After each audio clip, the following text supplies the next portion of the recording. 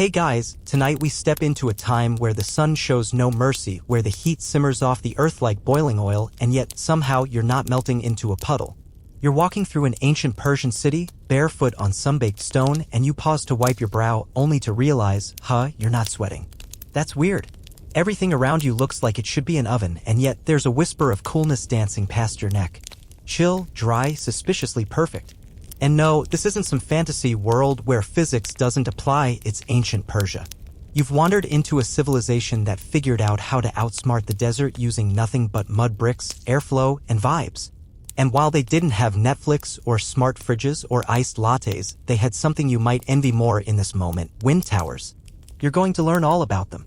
Slowly, sleepily, with a few curious detours into royal laziness, architectural genius, and one surprising method involving flower petals and a bowl of water. You'll get cooler just thinking about it. But fair warning, there's a good chance you won't survive the desert heat if you wander off path. So don't do that. So before you get comfortable, take a moment to like the video and subscribe, but only if you genuinely enjoy what I do here. And hey, drop your location and local time in the comments. I love seeing where we're all falling asleep from. Now, dim the lights, maybe turn on a fan for that soft background hum, and let's ease into tonight's journey together. You trudge through a Persian plain under the colorless sun. The kind of heat that makes even the flies give up. Nothing stirs. Sand crackles beneath your sandals like a pan frying onions. Ahead, a few dusty hills squat low and unimpressed. And nestled between them, rising like serene fingers pointing skyward, are towers. Slim, ridged, and softly humming in the breeze. They look like chimneys, but with attitude. You're walking toward a forgotten miracle of ancient engineering, a city that shouldn't be livable yet somehow is. You pass a camel with a mood worse than yours, chewing its regrets. A local man with a sunburned nose nods as you approach, then waves vaguely toward the buildings ahead. You follow his gesture like a moth to air conditioning. The city smells like warm clay and slow-cooked herbs. The walls around you are baked pale gold, curved and cracked with time. You raise your hand, shading your eyes, and there it is again, a waft of cool. It's faint, but real. Not the breeze you might get in an open space. No, this is directed. Targeted. Like the city itself is exhaling just for you. You finally step into the first building. An old bathhouse? A merchant's hall? Doesn't matter. It's colder inside, noticeably so. Your skin actually sighs in relief. And as your eyes adjust, you spot it. A tall shaft in the corner, ribs of carved mud brick angling up to the sky. The badger. The wind tower. It's ancient Persia's middle finger to summer. And it's everywhere. On the roofs, in the courtyards, along the alleys, these badgers are scattered like giant incense burners, but instead of smoke, they deal in survival. Now, this isn't just lucky architecture. Historians agree that the earliest wind towers go back more than 2,000 years, possibly even to the Achaemenid Empire, though some argue for later Sasanian adaptations. And here's the weird part, they weren't all designed the same. Some had one open face, some four. Some were short and stubby, others tall and elegant. Scholars still argue whether it was pure instinct or deliberate science that guided those early builders. You step under the opening and look up. Light filters down like honey, thick and golden, but it's the air that stuns you. The tower doesn't just pull in wind, it channels it. Catches the breeze like a net, then tosses it down into the room like a soft towel. And then, silence. Beautiful, soft, pre-electric silence. No hums, no buzzing compressors, no thermostats blinking red. Just the quiet hum of ancient ingenuity doing its thing. You brush your fingers along the wall. The brick feels cool to the touch. The air stirs again, only slightly, but enough. It's gentle. Almost polite. Like the building itself is asking, too warm? Let me help. Outside, the sun continues its tantrum. But in here, you feel like royalty. The Persians didn't build with comfort as an afterthought. It was the point. Comfort meant survival. Comfort meant power. Comfort meant naps. Long, blissful naps while your enemies roasted in the sand. And while some cultures leaned into stone fortresses or dark, damp caves, the Persians looked at wind and said, yep, that's mine now. A group of schoolchildren tiptoe past, giggling and chasing their own shadows across the tiled floor. Their teacher points up, explaining something in Farsi you don't catch, but it's clear she's proud. And rightly so. This wasn't just a home, it was a machine. A living, breathing mechanism. And it's still running centuries later. You find a low bench beneath the badger's shadow and settle onto it, eyes fluttering shut. The air swirls gently across your face, not cold, not warm, just right. You wonder how many people sat here before you. How many summer days passed under the same drifting breeze. You wonder if they complained about the heat the way you do. You smile, eyelids heavy. The tower sighs again. Even after centuries. You step farther in, letting the coolness wrap around you like a soft scarf, and you follow the gentle hush of the place deeper into its shaded guts. The walls narrow. Shadows lengthen. You pause at an archway where sunlight filters through a masherbia screen, scattering delicate patterns across the floor. Above you, another wind tower, this one with 4 vents, whispers the breeze downward, turning stale air into a soft lullaby of motion. You realize these towers weren't just stuck on as an afterthought. They were built with precision, aligned with dominant wind directions like giant weather vanes frozen in place. Their open mouths faced the desert winds, capturing every available gasp of air and pushing it down through vertical shafts that fed into rooms and courtyards below. That's not all. The clever part? Sometimes the air passed over pools of water, yes, actual indoor ponds called hows. That's right. Ancient Persians invented passive air conditioning before air conditioning was even a thing. Water would evaporate as air flowed over it, cooling the breeze before it reached you. Like turning a desert into a spa. Just without the cucumber water. There's a moment where you pause by one of these shallow pools and you swear the air smells faintly of rosewater. Could be your imagination, or maybe someone tossed petals in, like they used to for royalty. Not for scent, but for spirit. Because even a heat-stroke palace should feel like a palace. A cat flicks its tail in the shadows. It watches you lazily, confident it found the coolest corner before you did. Smart creature. Now here's the quirky part. Some wind towers weren't used to cool air, but to trap cooler air at night, then seal it in during the day. Almost like the building itself breathed with the rhythm of the sun, inhale at night, exhale during the heat. It's a technique still debated. Some scholars suggest it only worked in certain regions, others believe it was a happy accident turned into brilliant habit. Either way, it's impressive. You glance up again, and this time you notice how the shaft tapers as it rises. That shape? It's not just for looks. It speeds up the wind as it drops, turning gentle gusts into full-blown breezes. And that's just one design.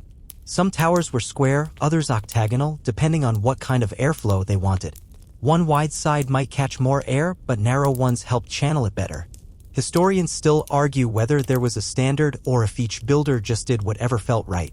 The city beyond this house waits, quietly buzzing in its own sun-drenched stillness. But here, in this chamber under the wind's watch, time slows. You sit on a smooth, curved bench against the wall. The stone is cool. The air dances against your skin. And for a moment, you forget you're in a place where summer routinely tries to kill people. And then a whisper, the wind tower sighs again. You wonder what it would have felt like to live here 1,000 years ago. No fans, no compressors, no humming machines or buttons to press, just bricks and wind and silence. A merchant might nap beneath that same shaft you just stood under. A queen might have dipped her fingers in that pool. A child, centuries past, might have kicked their sandals off and sprinted across the exact same tiles. The walls hum with history, but not loudly. They don't need to. They just keep doing their job. Year after year. Tower after tower. A kingdom cooled by breeze and baked clay. You lean back, letting your head rest against the plaster wall. It's smooth, solid, and gently whispering all the secrets of people who learned how to tame heat with nothing but design. Not magic, not technology. Just attention. A breeze drifts through again. You close your eyes. It's not strong, not dramatic. Just enough. You breathe it in. You settle into that cool niche like it was built just for you. The faint rustle of leaves beyond the walls is almost musical, the wind tower above still carrying its timeless breath.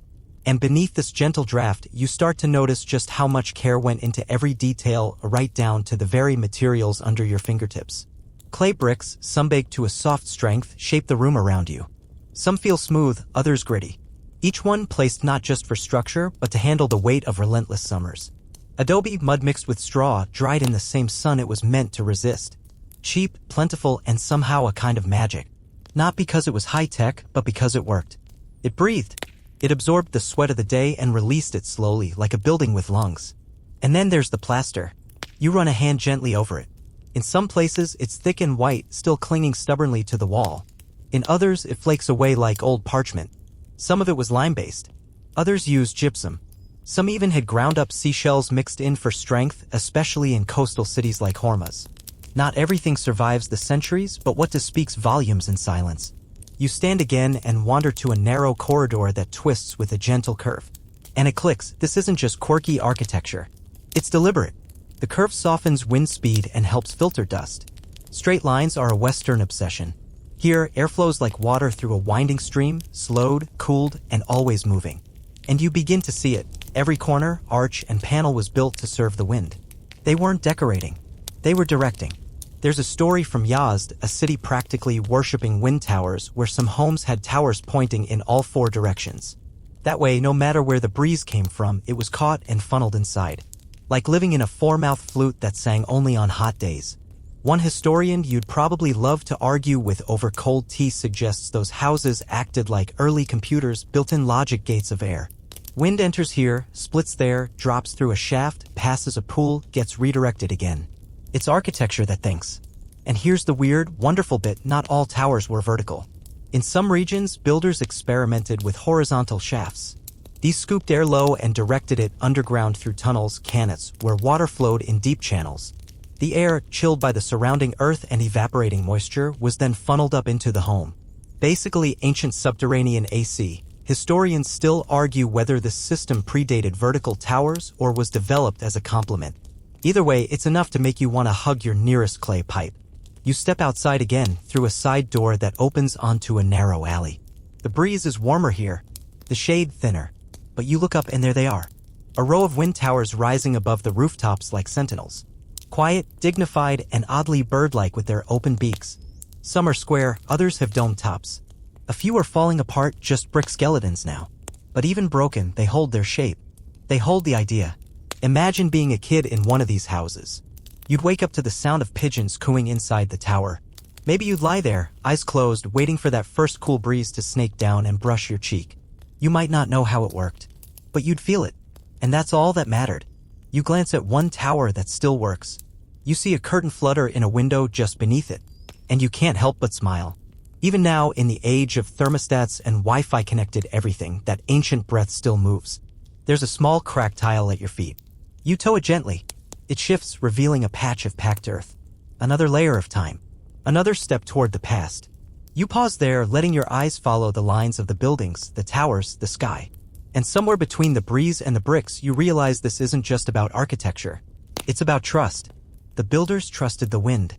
They trusted the land. They trusted that patience and clay were enough. You lean against the wall again, letting the heat press against your back, letting the wind cool your face. And somewhere, between sun and shadow, the desert breathes through you. You drift a little deeper into the alleyway, brushing your fingers along the sun-warmed walls, still catching occasional whispers from the wind towers above. They don't roar or gust, they sigh. And as you walk, your sandals scuff faint lines into the dust, a slow rhythm syncing with the breeze.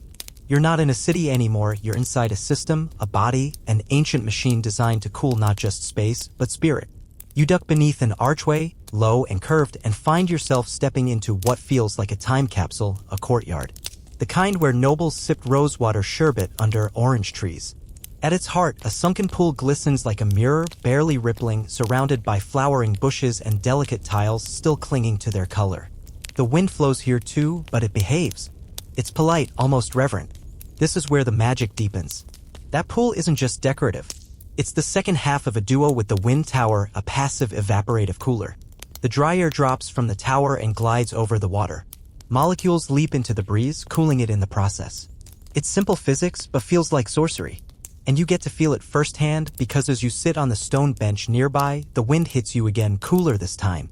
It wraps around your ankles, then slides across your skin like a whispered lullaby.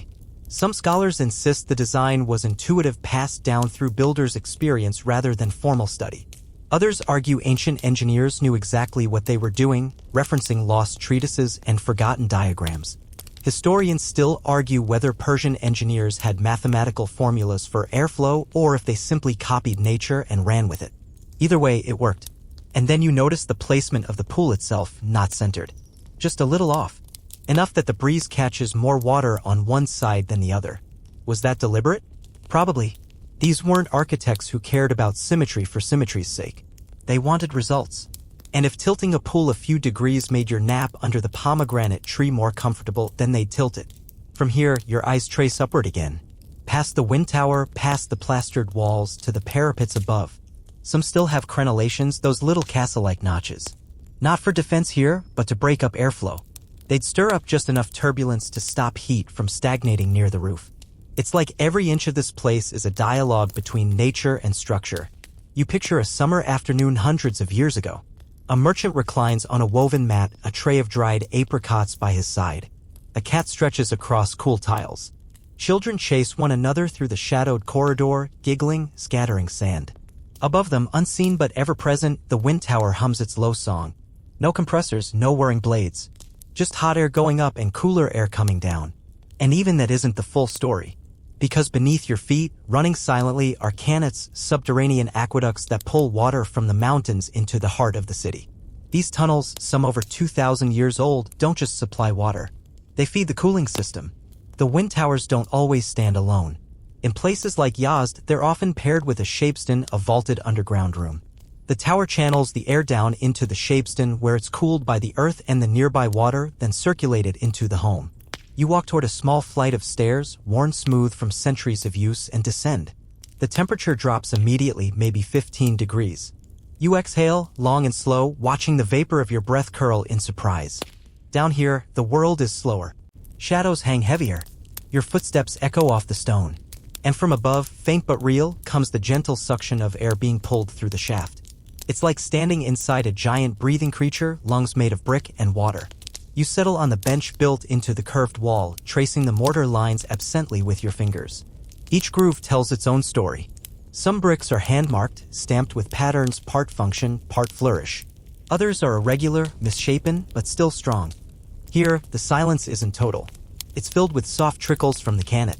And when you close your eyes, the wind tower speaks again, low, patient, eternal. Not in words, but in movement. There's a fringe theory, hard to prove, harder to dismiss, that some wind towers were tuned. That builders placed pottery or hollow chambers inside the shafts to hum at certain frequencies. Not for function, but for mood. Imagine your home whistling a lullaby when the wind changed. Historians still argue whether this was a happy accident or secret art, now lost to time. Either way, it sounds like something an ancient Persian engineer would try just for fun. You run your hand across the wall again, then stand, stretching under the low vault. The cool air clings to you like dew. As you make your way back up the stairs, the heat greets you like an old friend and the breeze is still there, still working. Not a breeze anymore, you realize. A legacy. You step back into the courtyard and let the warm light hit your face, though now it feels different, less oppressive, more like a blanket that knows it doesn't have to smother you. Because you know the breeze will come again. It always does. You trace your steps toward another structure nearby, one a little grander. It was probably a merchant's house or maybe a minor noble's estate. The wind tower here is thicker, squarer, and taller. It looms, but not in a menacing way, more like a watchful guardian that's been on duty for centuries. Here's something odd. You look closely and see that this tower has multiple openings facing in all directions. Not just one slot catching wind from the prevailing side, but four, each aligned to a cardinal point. Why? Because Persia wasn't just hot, it was unpredictable. The wind doesn't always come from the same place. So they built for flexibility. If one side caught a breeze, it flowed downward. If not, another would. And when none did, the tower still worked by simple convection. Hot air rises, remember? Even when no external wind blows, the heat in the building rises up and out through the tower, pulling cooler air in from courtyards or canet-cooled chambers below. You don't have to force it. You just let the universe do its thing. And then you notice something else, partitions inside the tower. Little walls, like veins inside a chimney. These acted as regulators. When the wind was too strong, they slowed it. When it was weak, they channeled it more efficiently. It's like the tower knew what the air needed before the air even knew where it was going. Some historians suggest these designs emerged after centuries of trial and error, generations tweaking clay and plaster, learning from collapsed towers or overheated summers. Others argue that ancient Persian texts held equations and climate principles that guided construction intentionally, not just instinctively. Historians still argue whether this was science disguised as art or art disguised as science. Either way, you find yourself grinning at the cleverness. No computers. No electricity. Just nature, structure, and knowing how to let the two dance together. You duck through a low doorway and find a long, narrow hall, cool, dim, and lined with niches where lanterns probably flickered long ago. There's a gentle draft brushing your ankles, even here. The tower above is still working, even now, long after its builders have turned to dust. And here's where it gets weirder. This house has something rare, a double wind tower. Two shafts side by side. One draws air down. The other pulls it up. It's a loop. an ancient HVAC system powered by the physics of heat exchange. You can almost hear the soft hum of molecules rearranging themselves around you, all without a single switch. Scholars love to debate these dual towers. Some say they were luxury features installed only in the richest homes. Others suggest they were prototypes, early experiments in achieving more consistent indoor climates. Still others think they were regional quirks, responses to specific microclimates. Historians still argue whether these rare towers were widespread or just a local innovation that caught on briefly before being forgotten. You place your palm flat against the inner wall of the hall. It's surprisingly cool. The wall itself is helping. Why? Because it's thick stone or baked clay, sometimes both. These materials have something called thermal mass. Basically, they absorb heat slowly and release it even more slowly. So even when the sun beats down, the inner spaces stay bearably cool. It's like the building remembers last night and carries that chill forward into the day. You walk slowly toward another room, the air now almost swirling around your calves. The floor tiles here are glazed, slightly reflective, and decorated with faint blue floral patterns. A hint of luxury. A touch of pride. Here's a fun fringe detail: some Persians apparently believed wind towers could be spiritually cleansing. That the steady movement of air swept away bad energy or stagnant thoughts. A sort of architectural sage smudge stick. No hard evidence, of course, but even now, you feel something meditative about the way the breeze moves. It's hard not to believe. You pause by the doorway and glance up once more. The interior of this tower, like many, is coated in a special plaster made from lime, ash, and ground pottery shards. Not just to smooth airflow, but to resist mold. The ancients knew that moist air plus stone equals bad news. So they improvised. You're not surprised anymore. By now, you're learning that improvised was the ancient Persian specialty.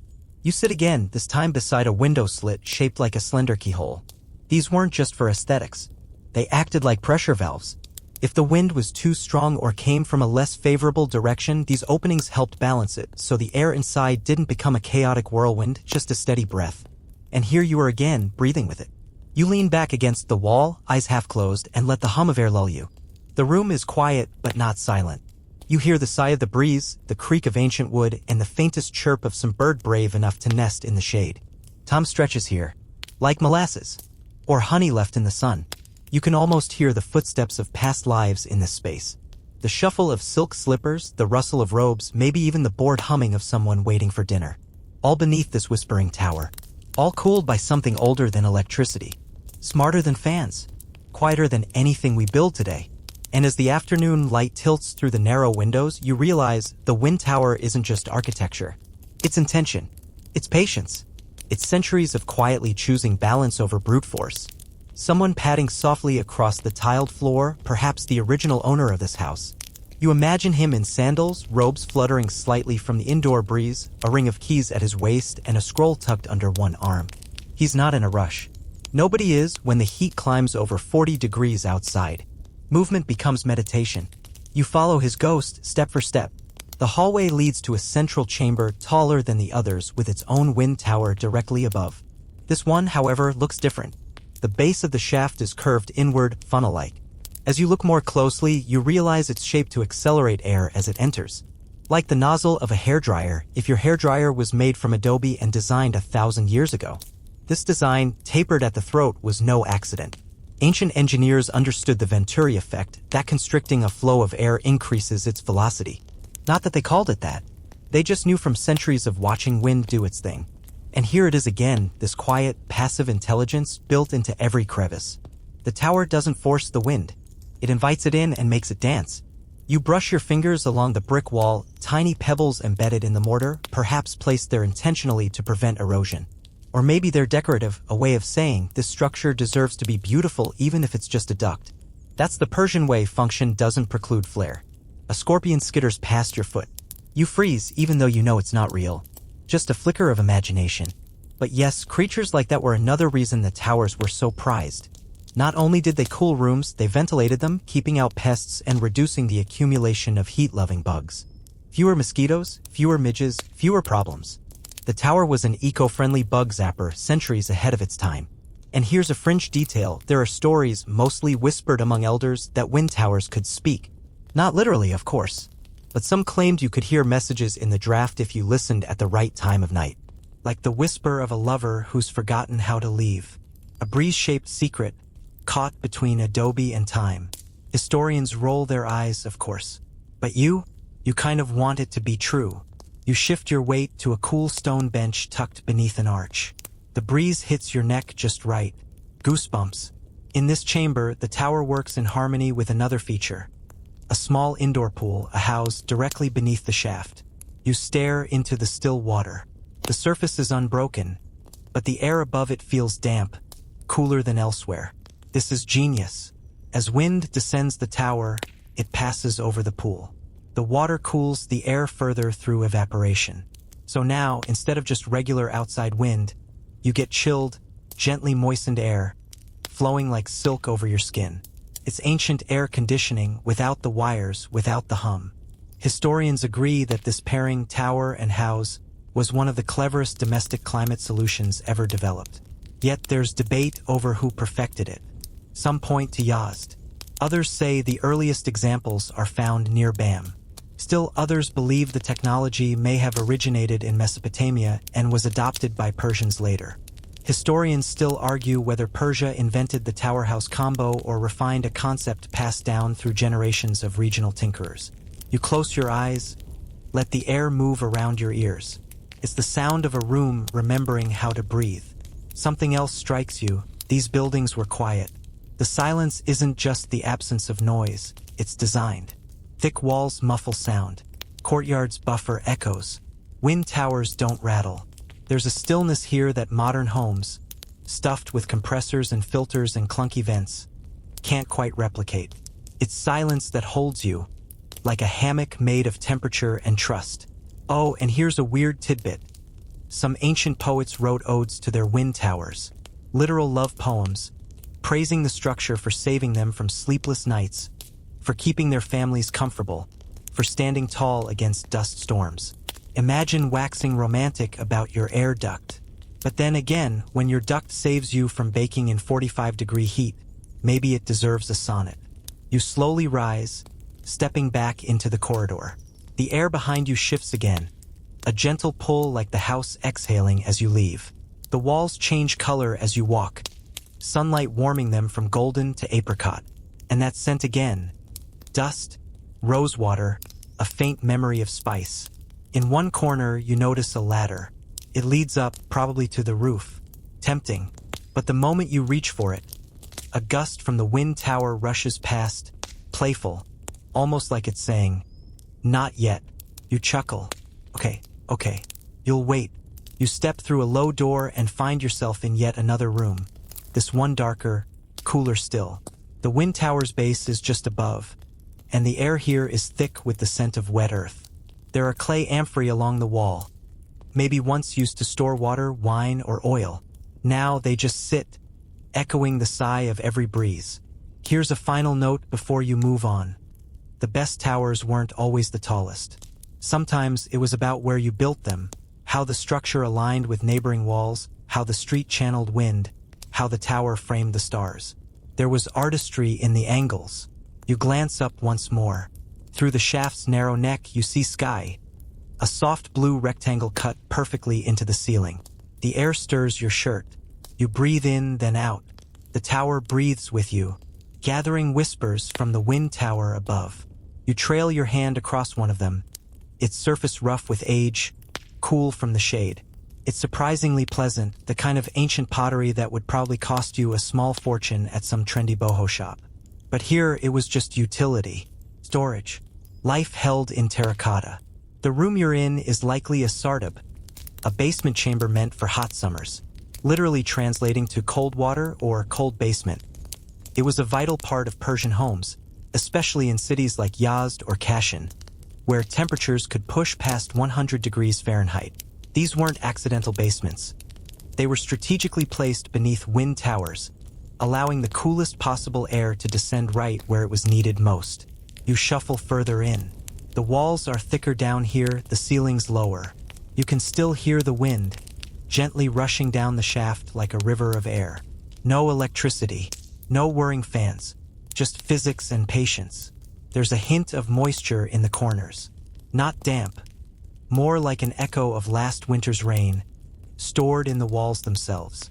You picture a family huddled here on the hottest days, sprawled on reed mats, drinking rosewater sherbet, flicking flies lazily with a strip of cloth.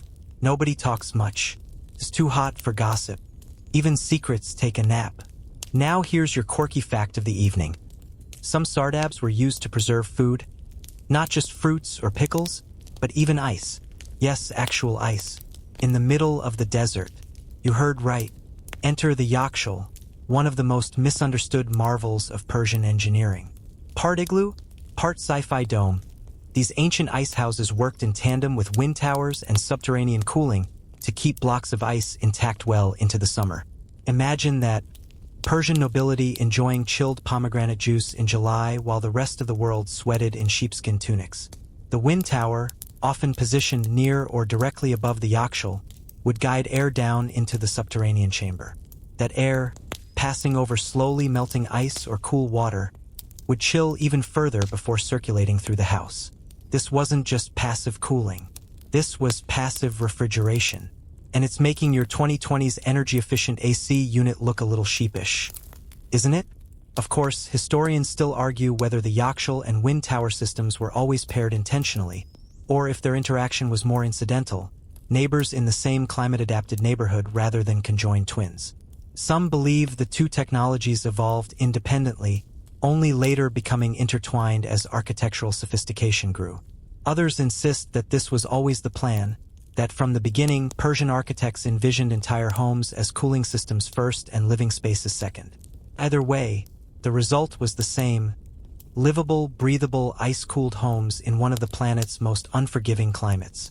You lean back against the wall, breathing slowly. The silence down here is deeper than upstairs. It's the kind of quiet that feels like it's been waiting centuries for someone to notice it again. The air settles around you like a blanket. You could nap here. You probably should. There's something comforting about the way this place holds its own story.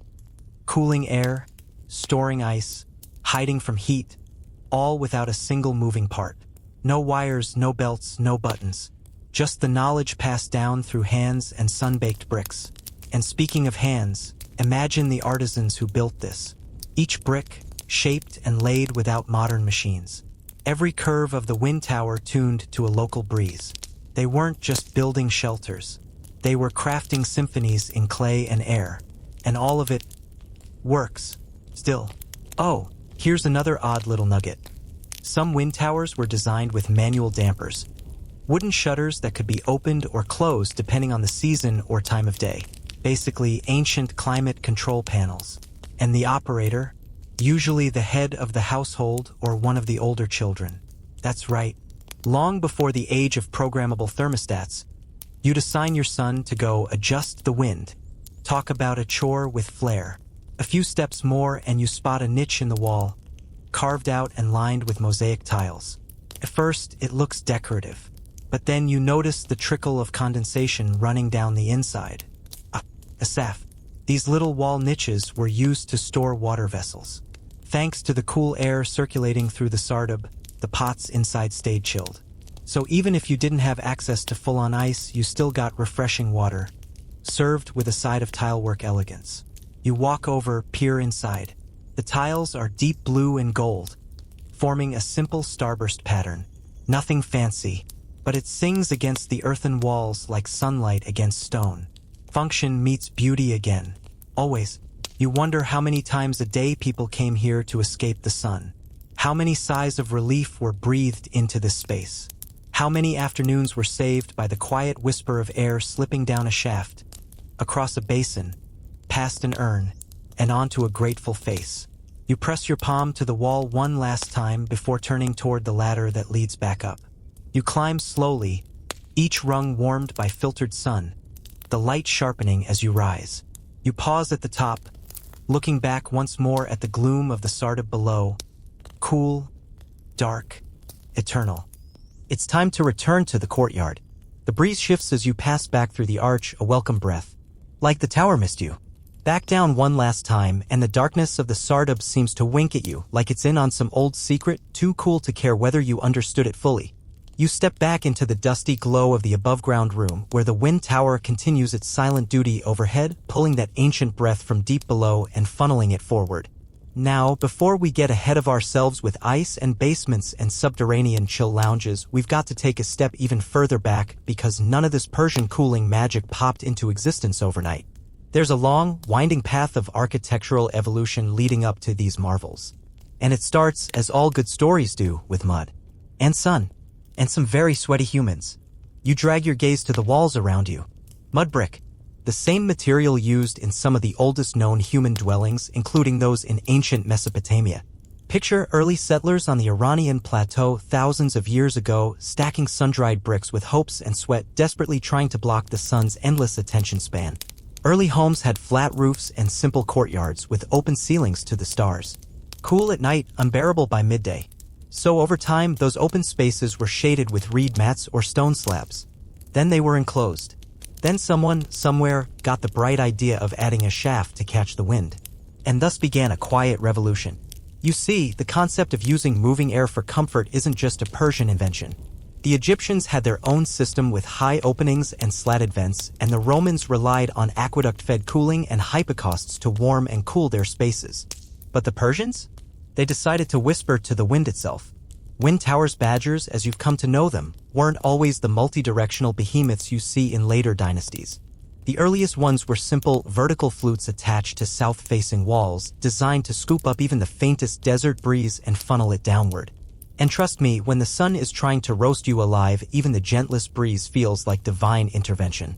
Historians still argue whether these single-direction badgers were inspired by watching how smoke escaped or by studying the airflow in mountain valleys. Some claim it was pure trial and error, guided by the stubborn hope that nature could be tamed with mud and geometry. Others think it might have come from observing animals, like desert foxes digging elaborate burrows with ventilation holes. Which would make sense because Persian engineers basically became the architectural version of foxes, clever, resourceful, and incredibly focused on staying cool. And let's not forget the biggest architectural guinea pig of them all, wind itself. Unlike today's air conditioning, where you can just turn a dial, these towers demanded full cooperation from nature. They weren't cooling systems, they were air whisperers. Now here's a fun fringe tidbit. In some rural Iranian villages, there's oral tradition that the very first wind catcher wasn't even built for cooling people, it was used for drying fruit. Yep, the story goes that someone built a shaft to help dry pomegranates or dates faster, only to realize it made their little mud hut much more comfortable. Fruit preservation, the mother of invention. You wander now to a different part of the structure. A hall open on both ends, shaded yet airy. The breeze glides straight through, and with it, the aroma of dust and distant gardens. You can't help but imagine the conversations that once drifted through here, quiet dinners, gossip about the king's new beard, maybe even a poorly tuned lute strumming in the background. These homes weren't just places to hide from the heat. They were living, breathing organisms. The walls absorbed warmth during the day and released it at night. The courtyards, often centered around a fountain or small pool, amplified the cooling effect as the wind brushing over the water spread its chill through the rooms. You might have guessed it already, but that's called evaporative cooling. And it works best when the air is dry, which, lucky for the Persians, it very much was. You lean over a low wall surrounding one such courtyard now, peering into a dry fountain basin. The plaster is cracked, but you can still see the blue tile veins that once shimmered under splashing water. It's beautiful in a worn-out way. Like a memory that's grown comfortable with its own fading. Overhead, the wind tower sighs again. You look up and this time, you swear it's watching you back. Not with eyes, of course, but with presence. As if the tower itself knows how rare your curiosity is. Most people walk right by these things, thinking they're just old chimneys or weird castle turrets. But not you. You pause, running a hand along a column, and realize how tactile this all is. Architecture that was meant to be touched, not just admired. Nothing glossy. Nothing sterile. Just hand-mixed mortar and good intentions. Oh, and here's something curious. Some of the more advanced wind towers had not one, not two, but 4 directional openings. Engineers built them in such a way that no matter which direction the wind blew from, the tower could catch it, redirect it, and push it into the house. Think of it as the original 360 degrees fan, powered entirely by Mother Nature's unpredictable moods. Of course, these four-sided badgers weren't cheap. Only the wealthier families could afford such features, which means, yeah, status symbol. The bigger your wind tower, the cooler you were. Literally and socially. As the day wanes outside, you feel the air begin to shift again. Shadows grow long. The bricks, once radiating warmth, begin to cool. Somewhere deep in the house, a door creaks open, maybe from wind, maybe from memory. You find yourself smiling, because you're starting to realize this isn't just architecture. It's philosophy. An entire worldview shaped around listening to the earth instead of fighting it. These people didn't conquer their environment. They invited it in for tea. And if the wind didn't feel like cooperating, well, that's where the real genius kicked in. You stay still, tracing the brickwork with your fingers, imagining the scene. Ancient architects standing around, scratching their beards, going, what if the wind doesn't show up? Because let's face it, even in the desert, nature has off days. And they had an answer for that. Here's where it gets weird, in a smart, slightly mystical way. The towers didn't just bring air in. They could push it out too. When there was no wind, the interior air, warmed by body heat or cooking fires or even just sunlight, would rise up through the tower. This created a gentle suction that pulled cooler air up from the basement or courtyards. You didn't just have a passive system. You had a self-balancing loop powered by nothing more than heat rising and good design. Historians still argue whether these upward drafts were intentionally engineered or a lucky accident. Was it a scientific breakthrough, or did some tired house builder notice one afternoon, hey, it's cooler down there when I leave the upstairs doors open? Either way, the result was the same, a naturally regulated temperature system that didn't need a single wire, switch, or annoying beeping thermostat. You meander now into a sleeping room. Thick walls. Small windows. A ceiling so high it could hide echoes. There's a distinct hush in here, like the room knows how to stay quiet even when full of people. The wind tower connects directly overhead, and the faint breeze swirling in makes the space feel like it's inhaling softly. Not dramatically. Not like a storm. Just breathing. It's not accidental. These rooms were often designed as part of a thermal hierarchy. The further you went in, the cooler it got. Entry rooms might be bearable. Living rooms were comfortable. And bedrooms? Almost cold, especially if they were underground adjacent or shaded just right. You're standing in what would have been the deepest chamber of rest. And even without modern insulation, it works. You feel it on your arms now. That ancient, engineered chill. A fun fringe detail? Some of these towers were tuned for sound as well as air. As in, they whistled.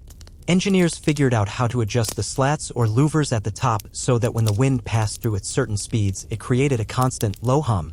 Not just a breeze, but a lullaby. If you've ever slept with a fan for the white noise, congrats, you're part of a 2,500-year-old tradition. You settle on a stone ledge that once held pillows.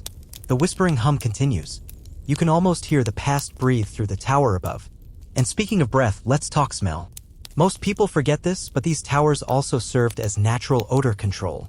Airflow moved out the cooking smells, the livestock whiffs, and let's be honest here, the sweat of desert survival. In larger homes, the towers were positioned strategically near kitchens and bathrooms to suck unpleasantness right out the top. Like polite little tornadoes. At this point, you're probably wondering, where did these cooling systems actually start popping up? Well, archaeologists have traced the oldest examples to Yazd and Kerman, cities that were basically heat testing labs. Temperatures in the summer soared past 40 degrees Celsius. That's over 100 degrees Fahrenheit. And still, people managed to build homes that didn't melt their inhabitants. The city of Yazd especially stands out. Imagine walking through a maze of ochre walls, their surfaces reflecting heat like slow-burning mirrors. Above you, dozens, sometimes hundreds, of badgers rise into the sky like stone periscopes. No two exactly the same. Some tall and skinny, others squat and square, like they're squinting at the horizon. It's a skyline of quiet engineering. There's even a story, part fact, part fable, that in Yazd you could tell a family's wealth by the height and complexity of their wind tower. The more directions it faced, the better off you were. The really rich folks, they didn't just have towers. They had multi-level towers with spiral airflow. Cooling wasn't just comfort, it was class. And don't think this technology stayed put. Traveled. Through trade, through conquest, through camel caravans and whispered stories. You'll find wind towers in Bahrain, the UAE, and even parts of Egypt. The Persian secret slipped across borders, adapted itself to new climates, and whispered into new cities. But, and here's a kicker, most modern cities forgot all about them. With the invention of electric fans and air conditioners, we traded sustainability for convenience. And now, We spend massive amounts of energy to do what some bricks and clever airflow patterns once accomplished with zero emissions. Oh, the irony. Historians still argue whether wind towers disappeared due to colonial influence, modernization, or just plain forgetfulness. But in some corners, like Yazd, they never really left. You can still see them working, still hear them breathe. Now, as you glance up again, you notice how the light plays against the plastered curves inside the shaft. There's no ornamentation, just function. Just geometry that speaks a language older than electricity. You lean back, and the breeze brushes your face once more. Just a hint of it. Enough to remind you that comfort doesn't have to be loud or electric or glowing with blue LCD lights. Sometimes it's silent, made of mud, and gently humming overhead. To be loud or artificial or buzzing with neon light. Sometimes comfort is just a matter of letting nature do what it was going to do anyway, so long as you stay out of its way. You stay reclined on that old ledge, eyes tracking the column of air as it drifts through the tower's belly. There's something deeply respectful about the whole design. Like the architects weren't trying to conquer the climate, they were just making peace with it, gently redirecting it. The way a good host might nudge a party guest toward a quieter room when the noise gets overwhelming. And the materials? Not exactly showroom glamorous. Mostly mud brick and lime plaster, occasionally baked clay. Nothing high-tech. But in the right hands and under the right sun, those humble ingredients became miracle workers. Let's talk mud brick for a second. Because it's basically the sourdough starter of ancient construction. Every culture had their version. But the Persians? They took it seriously. Thick, breathable walls. Not just to keep out heat, but to soak it up slowly and release it when it was cooler. These buildings didn't fight the sun. They negotiated with it. You press your palm to the wall. It's cool now, but earlier today it would have felt warm. Like a sunlit stone bench. The wall absorbed all that heat and locked it away like a sleepy dragon curling around gold. Later tonight, it'll slowly exhale that warmth into the air as the desert cools. Thermal mass, baby. The fancy term for brick that knows when to chill. And underground? Oh yes, the Persians weren't content with just surface-level hacks. Some of their most impressive cooling systems were hidden beneath your feet, deep in the earth where the temperature stayed constant. These kannats, ancient underground aqueducts, served double duty. They transported water from distant sources and cooled buildings from below. You'd sit in a room above one, and cool air would waft up through the floor like a ghost with impeccable manners. Fringe detail time. In some royal palaces, there were even perfumed fountains connected to these kannats. The water would rise in elegant patterns, spraying gently across marble tiles, releasing not just mist but fragrance. Rosewater, saffron, or orange blossom, depending on the mood. Ancient ASMR, scented edition. Historians still argue whether these perfume features were widespread or mostly for royalty, but either way, it's clear these people didn't just want to be cool, they wanted to be extra. Back to the wind towers. You stretch your legs and imagine what it must have been like during a sandstorm. Not the soft, cinematic kind, but the full-blown, why does the sky hurt kind. Out there in the courtyard, everything whips sideways. Curtains become sails.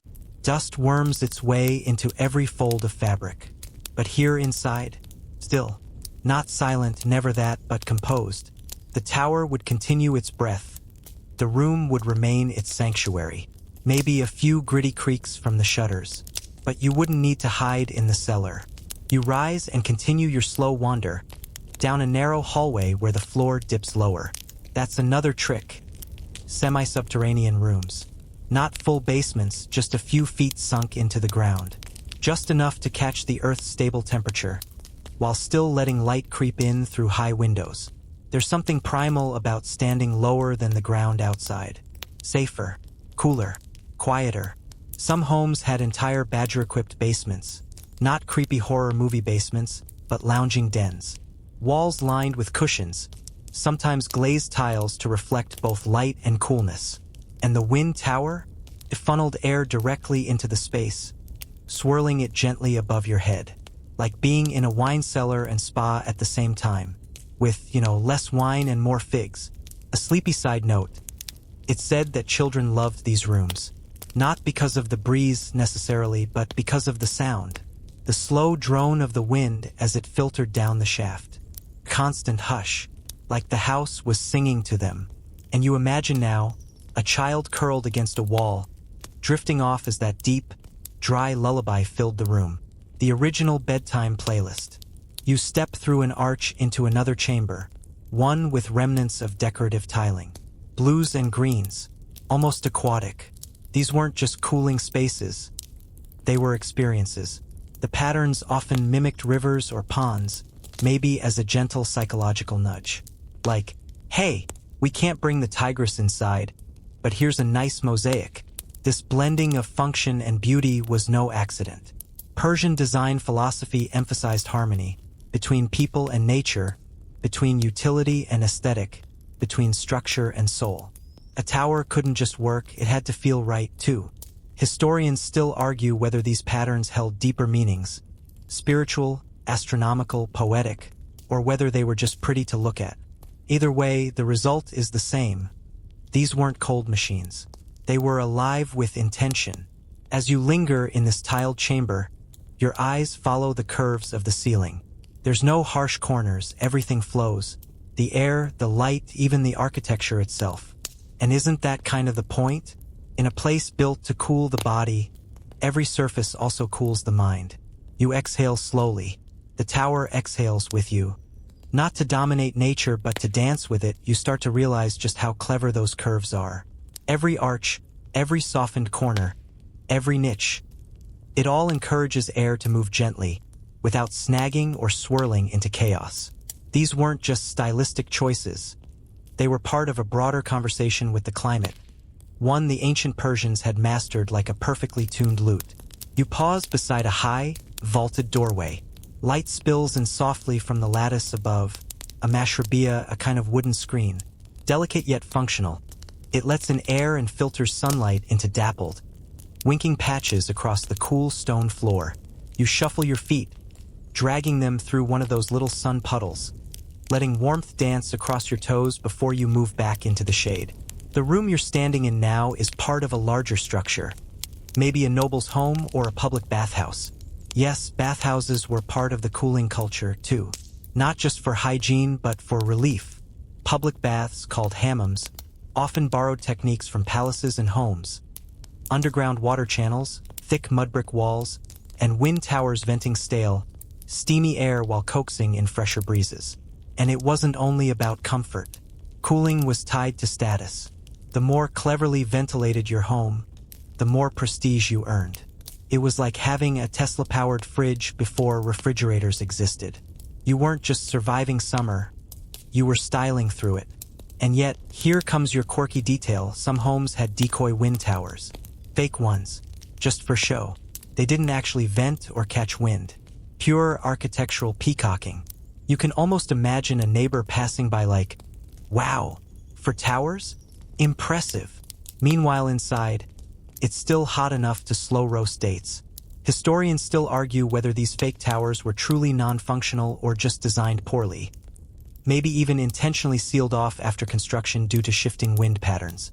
But the takeaway is clear. Badgers had cultural capital. They were the ancient equivalent of central air conditioning and a luxury brand label. Practical and prestige-packed. You wander past the bathhouse tiles, into a smaller chamber with a domed ceiling and tiny glass openings. Oculi like the eyes of the building. They let light in but kept heat out. Smart little features. As you walk underneath one, a shaft of dusty sunlight catches your shoulder and you glance upward, half expecting to see stars. Not yet, just pale blue sky, but you make a mental note to come back later. Another genius bit of Persian design? Evaporative cooling. Not mechanical fans or ice blocks, but good old-fashioned water physics. Remember those cannets, burrowing silently beneath your feet? Sometimes, builders placed large ceramic pots of water beneath wind towers. As air blew over the surface, it cooled and moistened, creating a natural AC effect. Your ancestors were literally harnessing wind plus water equals chill vibes centuries before plug-in swamp coolers hit the scene. There are whispers, just whispers, mind you, that some homes placed frozen water jars out at night, letting the desert cold turn them into ice. Then they'd tuck those jars inside ventilated niches by day for a little bonus frostiness. Historians still argue whether this was widespread practice or a once-in-a-blue-moon party trick. Either way, it paints quite the picture. A culture so determined to stay cool, they flirted with refrigeration before electricity even flirted back. You pass another wall now, one with ancient inscriptions etched into the plaster. Maybe poems, maybe names, maybe just bored kids doodling while their parents discussed airflows and tile glaze. But the writing is elegant, confident, like it belongs. Because it does. Cooling in ancient Persia wasn't separate from the art, the literature, the daily rhythm. It was part of everything. And now, as you move from one chamber to the next, you begin to hear it again, that gentle hush. Not the whoosh of modern air conditioners, but the subtle exhale of wind traveling through a stone body. It's quiet enough to miss if you're busy. But you're not busy. You're tuned in. That breeze curves around your face like a silk ribbon. You stop, inhale, and realize it's cooler here than the last room. Just by a little, but enough. You've entered a space directly under one of the active wind towers. You tip your head back. From this angle, it's just a dark throat open to the sky. Somewhere far above, slats of wood catch the prevailing winds and angle them downward, redirecting and amplifying their force. Not harshly, more like a whisper through cupped hands. You reach out to a low stone bench along the wall and lower yourself onto it. There's something deeply luxurious about sitting in a room like this. Not because it's opulent, it isn't. Not because it's exclusive, it wasn't. But because it works. Without noise, without fuel, without moving parts. Just earth, wind, and time. And remember that bit about harmony? You feel it here more than ever. The rhythm of the desert day, mirrored in the building's breathing. Hot air rises, cool air falls, water flows beneath, shadows shift across polished tile. It's not dramatic, it's balanced. You tilt your head against the wall and close your eyes. The breeze moves again, just a little. You don't need to see it, you feel it. And in that stillness, surrounded by the ancient science of silence and shade, you smile. Because somewhere, over 1,000 years ago, a builder sat where you're sitting and thought, yes, this works. To the side, letting the air graze one cheek, then the other, like an affectionate cat brushing past you. It's almost imperceptible, this breath of wind, but it's there, cool, persistent, ancient. You're reminded that nothing here is rushed. Not the air, not the sun, not even time itself. Persian architecture doesn't scream for attention. It sighs gently, patiently, like someone who already knows they're right and doesn't need to raise their voice. You stay on the bench for a while, watching the dust motes dance in and out of the light shafts. They swirl lazily, like they're in no hurry to settle. And honestly, neither are you. Eventually, you rise and start walking again, tracing the curve of a hallway that loops in on itself. This house or palace or bath doesn't open in straight lines. It curls like a sleeping cat, tight and protective. These winding passages were intentional. They reduced sunlight, limited hot air intrusion, and kept the structure's heart cool. It's architecture that literally breathes inward. You pass another corridor, this one leading to a sardab, a traditional Persian basement. Now this is where things get extra clever. Sardabs weren't your average creepy basements. They were specially engineered with ventilation shafts that connected directly to wind towers. Cool air from the Badger would be funneled down into these subterranean rooms, where thick walls and earth insulation kept the temperature deliciously stable. You descend the few shallow steps into the sardab, and a wave of cool air rolls over you. It's honestly shocking, like walking into a cave fridge. You sit on a stone ledge again, and again that silence. Just your heartbeat and a soft, ghostly draft. Some sardabs were used as summer bedrooms. That's right. Families would migrate down here when the upper rooms turned into toasty ovens. You imagine rolling out a mat on the packed earth floor, wrapping yourself in a cotton blanket, and sleeping while the wind tower murmured lullabies above you. Talk about desert luxury. Here's a fun fringe theory while we're down here. Some researchers suggest that sardabs weren't only for people, but also for food preservation. They speculate that wine, fruits, and even delicate medicines were stored down here long before fridges were a sparkle in Nikola Tesla's eye. Historians still argue whether these cool rooms were multifunctional by design or simply adapted over time. Either way, it makes Sardabs kind of like the original walk-in pantries with mood lighting. As you trace your fingers along the wall, you find the stone is cold to the touch. Not just cool, cold. And that's not magic. That's centuries of mastering passive thermal mass. The thick bricks here were made to absorb heat slowly and release it even slower. It's like nature's own thermal battery. During hot days, the walls refused to heat up. And during cool nights, they gently exhaled whatever warmth they'd collected. Efficient, elegant, and blessedly quiet. It makes you think how much modern design actually listens to the environment anymore. Most buildings today are sealed boxes, full of wires and humming machines. But back then, architecture was a conversation. You can almost hear it, whispered in Persian. Hot wind, go here. Cool breeze, stay a while. Shade, take your time. Nothing forced, nothing wasted. And the materials, oh, the materials. These weren't industrial slabs or synthetic composites. They were made from the earth beneath your feet. Mud brick, baked in the sun. Plaster made from lime and ash. Wood from the sparse but sacred groves nearby. Every material was local, and every choice was deliberate. They weren't just building structures, they were building ecosystems. You stand, brushing dust from your palms, and begin climbing the narrow steps back toward the upper levels. With each rise in elevation, the temperature increases just a tick. You can feel it on your skin. That's the vertical microclimate in action. A few meters can mean the difference between comfort and sweat. Back above ground, you step into a semi-open courtyard, framed on all sides by slender columns and flowering vines. This, you realize, is another cooling strategy, the central courtyard. Courtyards provided shade, channeled breezes, and often included a central pool or fountain, not just for decoration, but for humidifying dry desert air. A splash of water, a rustle of leaves, and suddenly the air feels almost Mediterranean. And let's not forget the trees.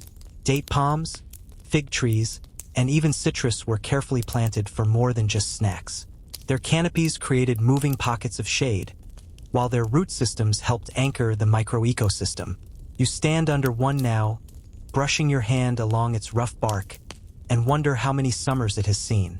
Over in one corner of the courtyard, there's a shallow pool, just ankle deep.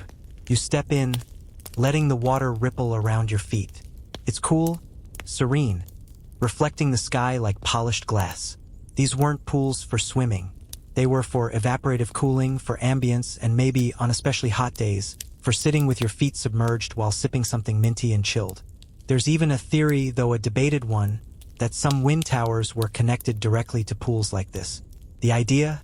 To let air pass over water before entering the living quarters, amplifying that cooling effect.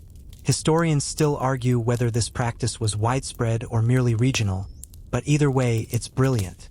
You close your eyes for a moment and imagine the courtyard filled with life. The gentle clink of teacups, a child laughing as they chase a shadow, the flutter of fabric drying in the breeze. It wasn't just the architecture that cooled people, it was the living in it. The daily rhythms, the habits formed by heat and hope. And now, with your feet in the water, your shoulders kissed by shade, and the memory of the Sardab still fresh, you feel like maybe, just maybe, you could survive the desert. Not by overpowering it, but by learning its lullabies. Still argue whether this pool-to-win system was widely used or just an architectural daydream that popped up in a few elite estates. Either way, the idea feels wonderfully extra, like adding cucumber slices to your spa water, or putting little fans under your dining table. Not strictly necessary, but delightfully luxurious. You wiggle your toes in the shallow water a little longer, watching concentric circles spread out until they bump against the tiled edge. The tiles are glazed in muted turquoise, chipped in places, but still quietly proud. Persian tilework was its own form of poetry, more geometry than flourish. Each shape interlocks like a whisper passed down through centuries. As the afternoon sun leans westward, you step out of the pool and pat your feet dry on the worn stone floor. The heat is gentler now, the shadows longer, and a breeze begins to stir. Not a digital breeze summoned by air conditioning, but a real one, soft, sand-sifted, and made sweeter by its journey through wind towers, courtyards, and maybe even a splash pool or two. You wander back toward one of those wind towers, tilting your head to stare up its narrow throat. The breeze coming out feels more insistent now, like it's had a midday nap and returned with purpose. Some towers, especially the taller ones, used directional flaps that could be manually turned to face the prevailing wind. It's the original smart home tech. No code, no updates, just a teenager on a roof spinning wood panels. You chuckle to yourself. Imagine a family argument about who forgot to rotate the badger today. The south breeze was perfect at noon and you let it go to waste. Reza, from where you stand, you can also see the shadow pattern cast by the tower's vertical slats. It's striking. The way light and dark stripe the dusty walls like tiger fur. Architects weren't just focused on airflow. They were obsessed with light play. Natural lighting was choreographed. Shadows were tools. Aesthetic function was never sacrificed for beauty, nor beauty for function. It all danced together like an intricate duet. You walk slowly, now through a passage where one side is lined with high latticed windows, mashrabiyah-like wooden screens, though that term belongs more to Arabic traditions. Still, the concept is shared, ventilated privacy. You can see out, air can get in, but sunlight and nosy neighbors stay out. Ingenious, right? And this brings us to another design marvel: qanats. These underground channels were the lifelines of Persian settlements, drawing water from distant aquifers through gently sloping tunnels. Imagine hand-digging a water slide that runs for miles, without collapsing or drying up. You don't even want to dig a garden hole for your tomato plant, and here they were, in sandals and linen robes, engineering subterranean arteries that fed cities, baths, gardens, and yes, wind towers. The water from these qanats sometimes flowed beneath courtyards and sardabs, where it helped regulate the temperature even further. Cold air brushing over cold water? Nature's own version of air conditioning, and with zero fossil fuels involved. Take that, modern HVAC. You walk now to a little alcove with a low bench and rest again, letting your eyes close for a moment. The smell of earth, water, and sun-warmed brick mixes into something distinctly ancient. Not musty, not dry, just old, like a well-loved book or your grandma's attic. As your eyelids flutter open, your gaze lands on a painted inscription in faded Persian script above the archway. It's too worn to read fully, but one line catches your eye. Just a few surviving words. May your house breathe and your soul rest. It's oddly touching. Maybe this wasn't just practical genius, but spiritual architecture too. People back then lived with their buildings, not just in them. They moved with the seasons, changed floors as the weather shifted, opened wind towers like windows to the stars. Each architectural feature was a conversation with the climate, one that unfolded over generations. Even the materials aged gracefully. Mud brick would melt slightly with rain and harden again with sun, like it had moods. Stucco would crack and whisper secrets about pressure and humidity. A wall wasn't just a wall, it was a diary. There's a theory, another debated one, of course, that the badgers even learned over time. Not literally, of course, but in the way they were refined, adapted, re-angled based on family experience. This tower worked better facing northeast. That one needed a little tilt. This courtyard got better breeze when the grapevine was trimmed. Like a living recipe passed down with tweaks and notes in the margins. You rise, stretching your arms high toward the scalloped ceiling, then drop them with a satisfying sigh. The air, somehow, is even cooler now than it was an hour ago. Maybe it's the breeze picking up outside. Maybe it's the shadow of late afternoon. Or maybe it's the tower above you, still silently adjusting, breathing, exhaling like a desert monk who has mastered the art of chill. And right then, you realize something kind of beautiful. For all our high-tech wizardry, our thermostats and filters and programmable apps, the Persians beat us to the punch. With clay, water, wood, and wind, they turned architecture into a lifestyle. One that didn't fight nature, but danced with it. Your hand trails along the stone as you wander again, feeling a deeper stillness now. It's not just about cooling air anymore. It's about balance. Harmony. Listening. The way buildings should make you feel like you're part of something larger. Like you belong. The tower overhead keeps breathing. And so do you. With it. You turn your head slowly, gazing up the shaft of the badger one last time, and something stirs. A faint coo of a pigeon nesting near the opening. Even the wildlife appreciates good airflow, apparently. You smirk quietly at the thought of ancient Persian doves arguing over real estate. No, we want the west-facing vent. Better sunset views and fewer sand gusts.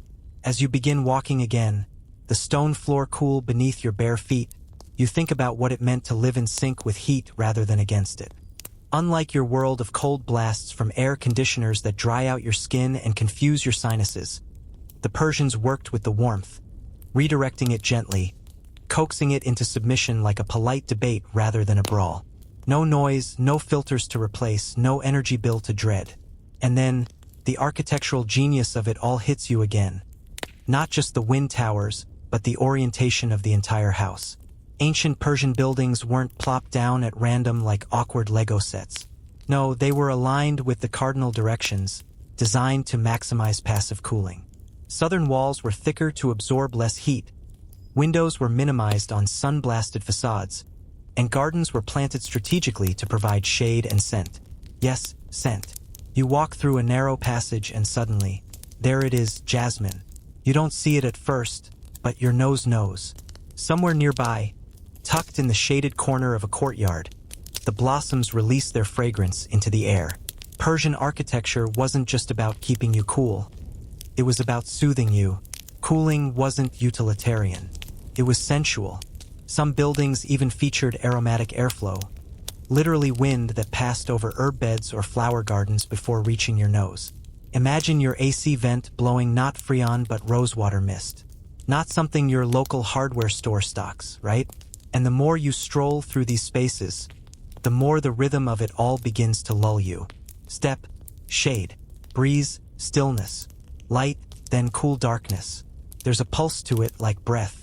Historians still argue whether the Persians saw architecture as a metaphysical mirror of the human body. Courtyards like lungs, canets like arteries, walls like ribs. But standing here, toes curled over age-smoothed brick, it makes a strange kind of sense. You cross into another sardab, one of the famed subterranean chambers. The drop in temperature is instant, like walking into a whisper. Your skin tingles. The light dims, filtered through a geometric screen that scatters the sun into soft patches. You sit again, fingers trailing the edge of a stone bench carved directly into the foundation. Cold as forgotten tea. Now here's the quirky bit. These sardabs weren't always used for lounging. Some housed storage jars as tall as you, filled with grain, water, or fermented goodies that needed chill to keep. A few sardabs even doubled as ice rooms. Yes, ice. During winter, water was poured into shallow pools overnight, allowed to freeze, then collected and stored under layers of straw and earth to last through the scorching summer. No fridges, just clever thermal mess. And yet, of course, historians still debate how effective this ice storage really was. Some claim entire blocks of ice survived into late summer. Others think that's more myth than method. But still, the image of a 10th century Persian sipping cool pomegranate juice in July? Incredibly satisfying. You glance upward again, noticing how the ceiling curves slightly, like a dome but flatter. These shapes weren't accidental. Vaulted ceilings helped circulate rising warm air upward and away, while cooling drafts flowed lower along the floor. That's right, architecture as thermodynamics. You don't feel the science, but it's all around you, working like a silent butler who never asks for a raise. And speaking of invisible work, have you ever noticed how quiet it is in these structures? The thick adobe walls muffle sound. There's no humming machinery, no fan blades chopping the air. Just the soft hush of breeze and the occasional bird muttering something dramatic in the tower above. You start to walk again, moving toward a narrower hallway that leads to a servant's wing, or at least what remains of it. These lesser-used sections were often built closer to the badgers and canets, not as a slight, but because the airflow was strongest there. It's a little ironic. The workers got the best breeze. Or maybe it's poetic justice. In the servant quarters, you find another little alcove. A cracked clay jug rests in the corner, half buried in sand, and beside it, a faded carving etched into the wall. Just a spiral, a single line looping inward over and over. Some say these spirals were symbolic of wind or eternity. Others argue they were just doodles from bored masons. Again, nobody agrees, but it looks like the kind of thing you'd trace with your finger when trying not to fall asleep. And so you do, slowly, one loop at a time. You're not just in a house anymore. You're inside a philosophy. These walls, these breezes, they weren't just meant to protect or cool. They were designed to remind you to pause, to breathe, to remember that the world doesn't have to be conquered. Sometimes it just needs to be redirected. You lean against the wall, tilting your head back.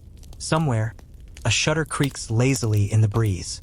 The light has shifted again. More amber now, soft and slanted.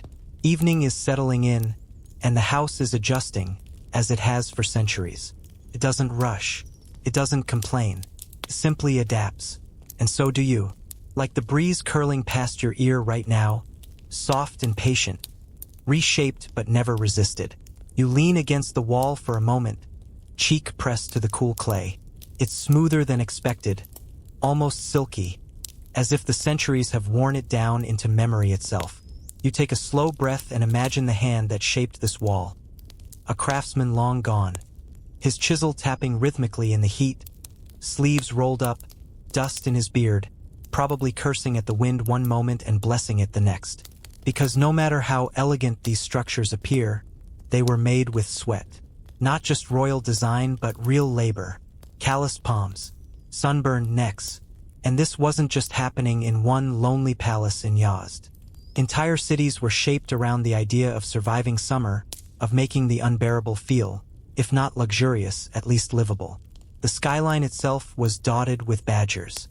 From above, ancient cities must have looked like they were covered in periscopes or chimneys, all pointed toward the heavens in quiet desperation, like the buildings themselves were trying to breathe. And here's the strange twist. These towers weren't all identical. Some were square, some round, some with one vent, others with 8. There were regional styles, each designed to handle specific wind patterns. In coastal towns, the towers caught moist sea air. In deserts, they hunted dry breezes like ghosts. There's even one badger in Kashan that rotates like a weather vane. Yes, rotates. You can almost hear some architect whispering, "I bet I can make it turn."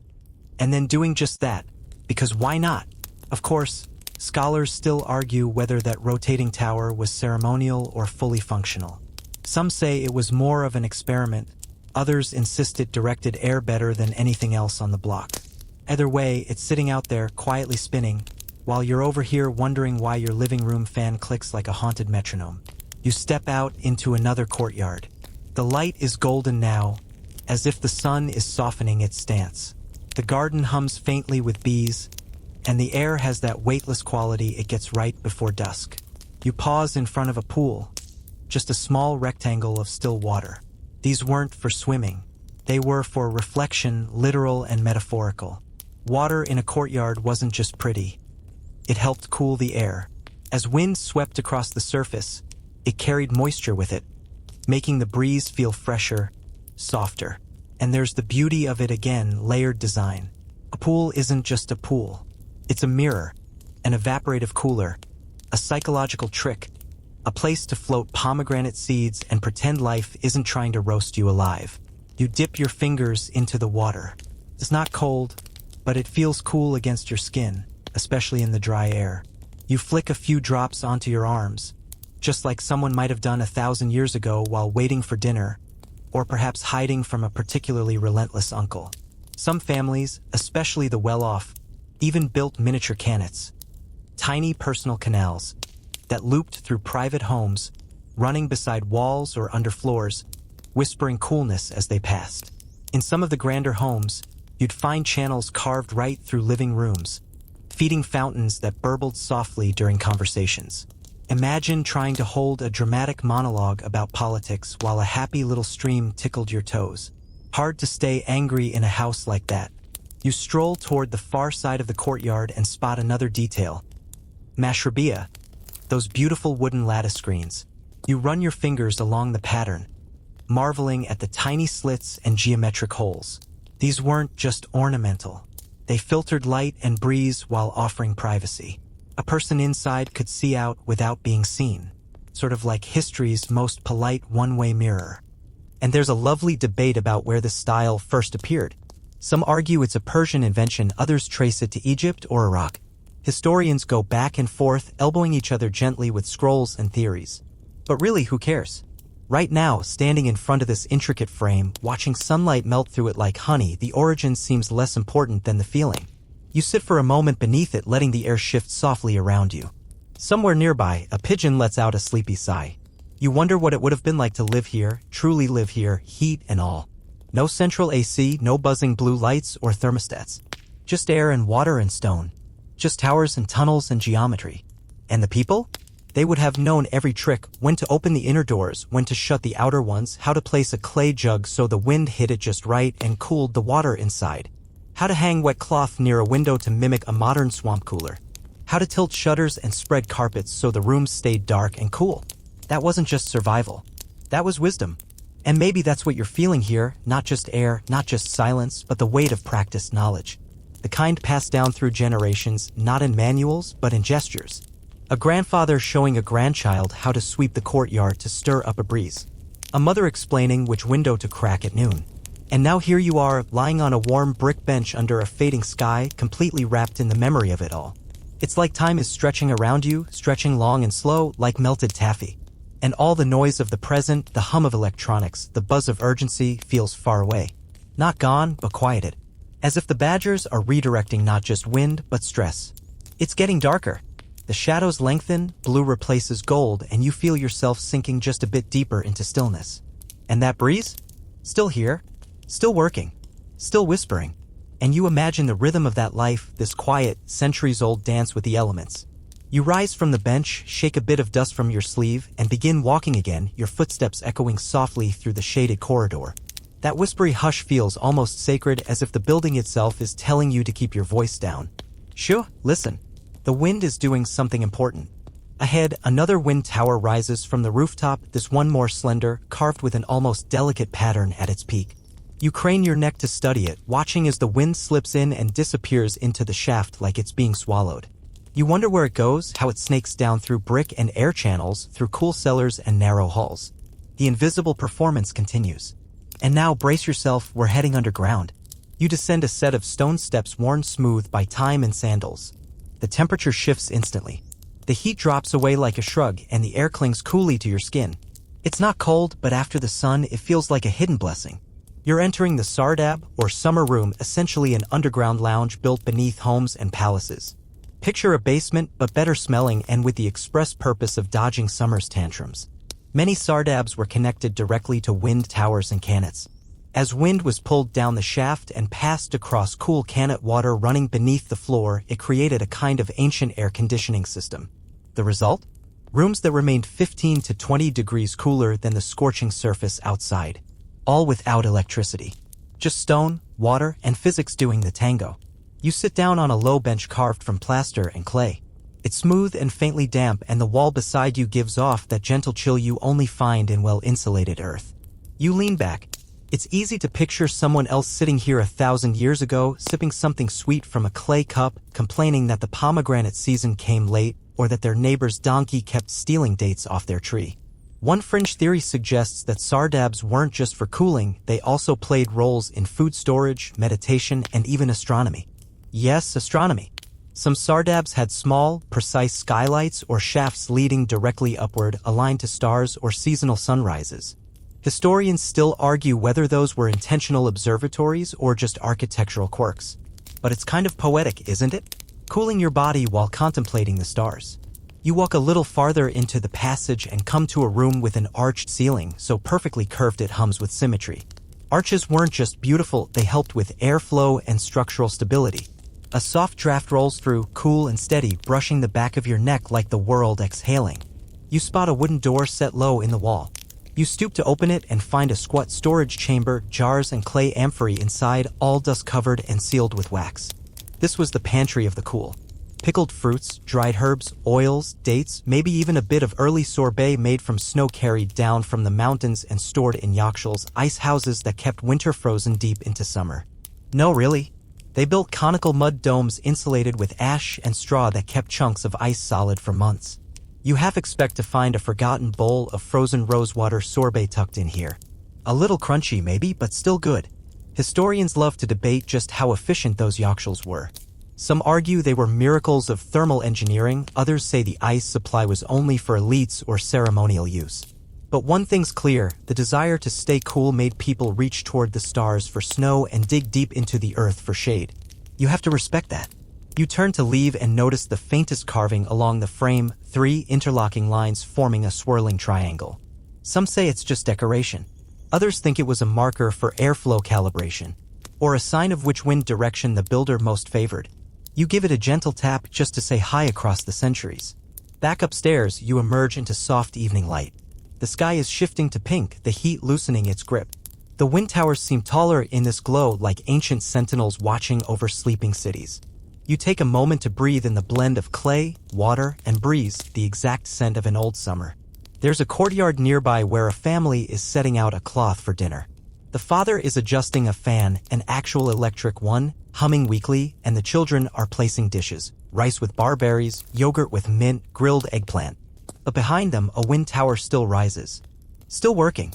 Still guiding air through the house like a quiet promise.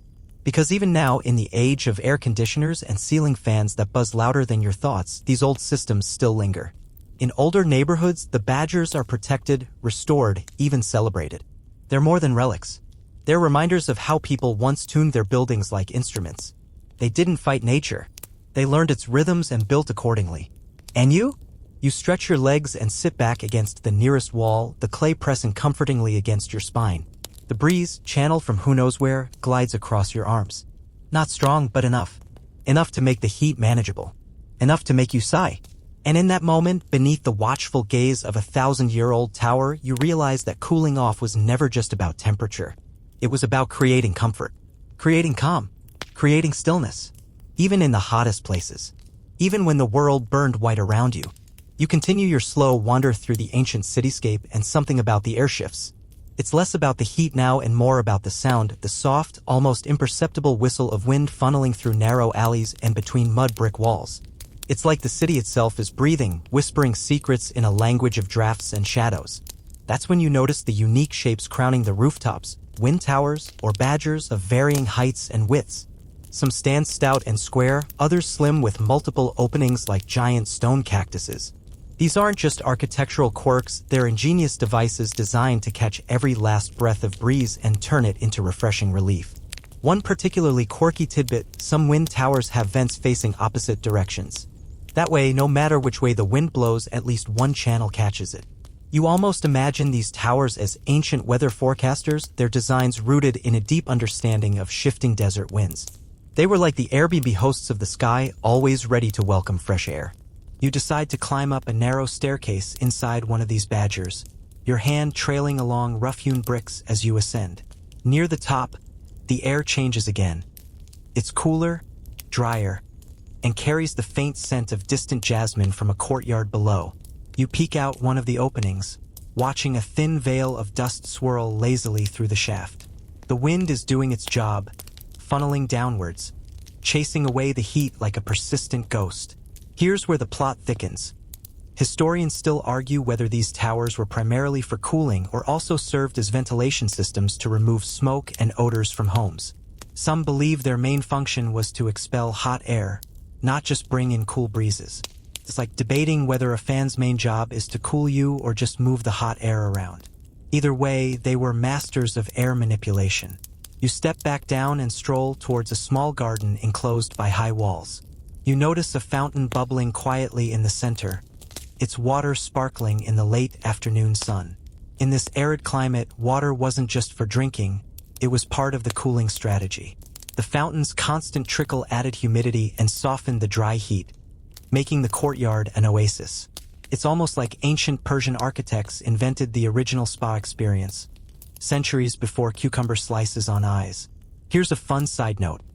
Some scholars suggest that the sound of flowing water itself was deliberately incorporated into Persian gardens and homes to create a psychological sense of coolness. Because when you hear water, your brain starts to think, ah, refreshment. Even if you're still sweating buckets. Science might back that up today, but the Persians were way ahead of the game. You pause by the fountain and dip a finger in. The water is cool, soothing. You imagine sitting here at dusk, a breeze funneled by a badger above, the gentle murmur of water around you, and the scent of roses hanging in the air. It's a sensory cocktail designed for comfort, not just survival. As you stand up and prepare to move on, you catch a glimpse of a peculiar wall pattern. A series of small, perforated holes arranged in geometric shapes. These weren't just for decoration. They were mashrabiyah screens, intricately carved wooden lattices that allowed airflow but kept the blazing sun out. Think of them as ancient air filters, catching light and breeze but blocking heat. Historians still debate how much mashrabiyah were practical versus aesthetic, but their interplay with badgers shows the Persian knack for combining beauty and function. These screens cast moving shadows inside rooms, cooling spaces not just by air but by light. And who doesn't want to chill out with some cool shadows dancing on the walls? You linger for a moment in this garden, letting your mind drift with the scent of blooming jasmine and the rhythmic splash of the fountain. The wind towers, fountains, and screens aren't just relics. They're storytellers, whispering tales of a culture that knew how to live well with the sun's fury, not fight against it. And you smile to yourself, feeling a little cooler, a little more relaxed. Because here, even the heat seems to have a soft spot for comfort. You leave the garden behind, stepping back into the labyrinth of narrow streets, their winding paths offering welcome shade from the midday sun. The city feels alive in a different way here, not with noise or bustle, but with the quiet hum of centuries-old survival tactics. Everywhere you look, signs of ingenious climate control are etched into the very bones of this place. Your eyes catch a cluster of buildings with tall, slender towers piercing the skyline. These are the most famous of the badgers, some reaching 3 or 4 stories high. Their height isn't just for show. It's all about catching wind from higher altitudes, where the air is cooler and faster. The taller the tower, the more fresh air you get. Curiously, some of these towers feature elaborate internal chambers and partitions. You can almost hear the muffled conversations of ancient architects arguing about the best way to design these channels for optimal airflow.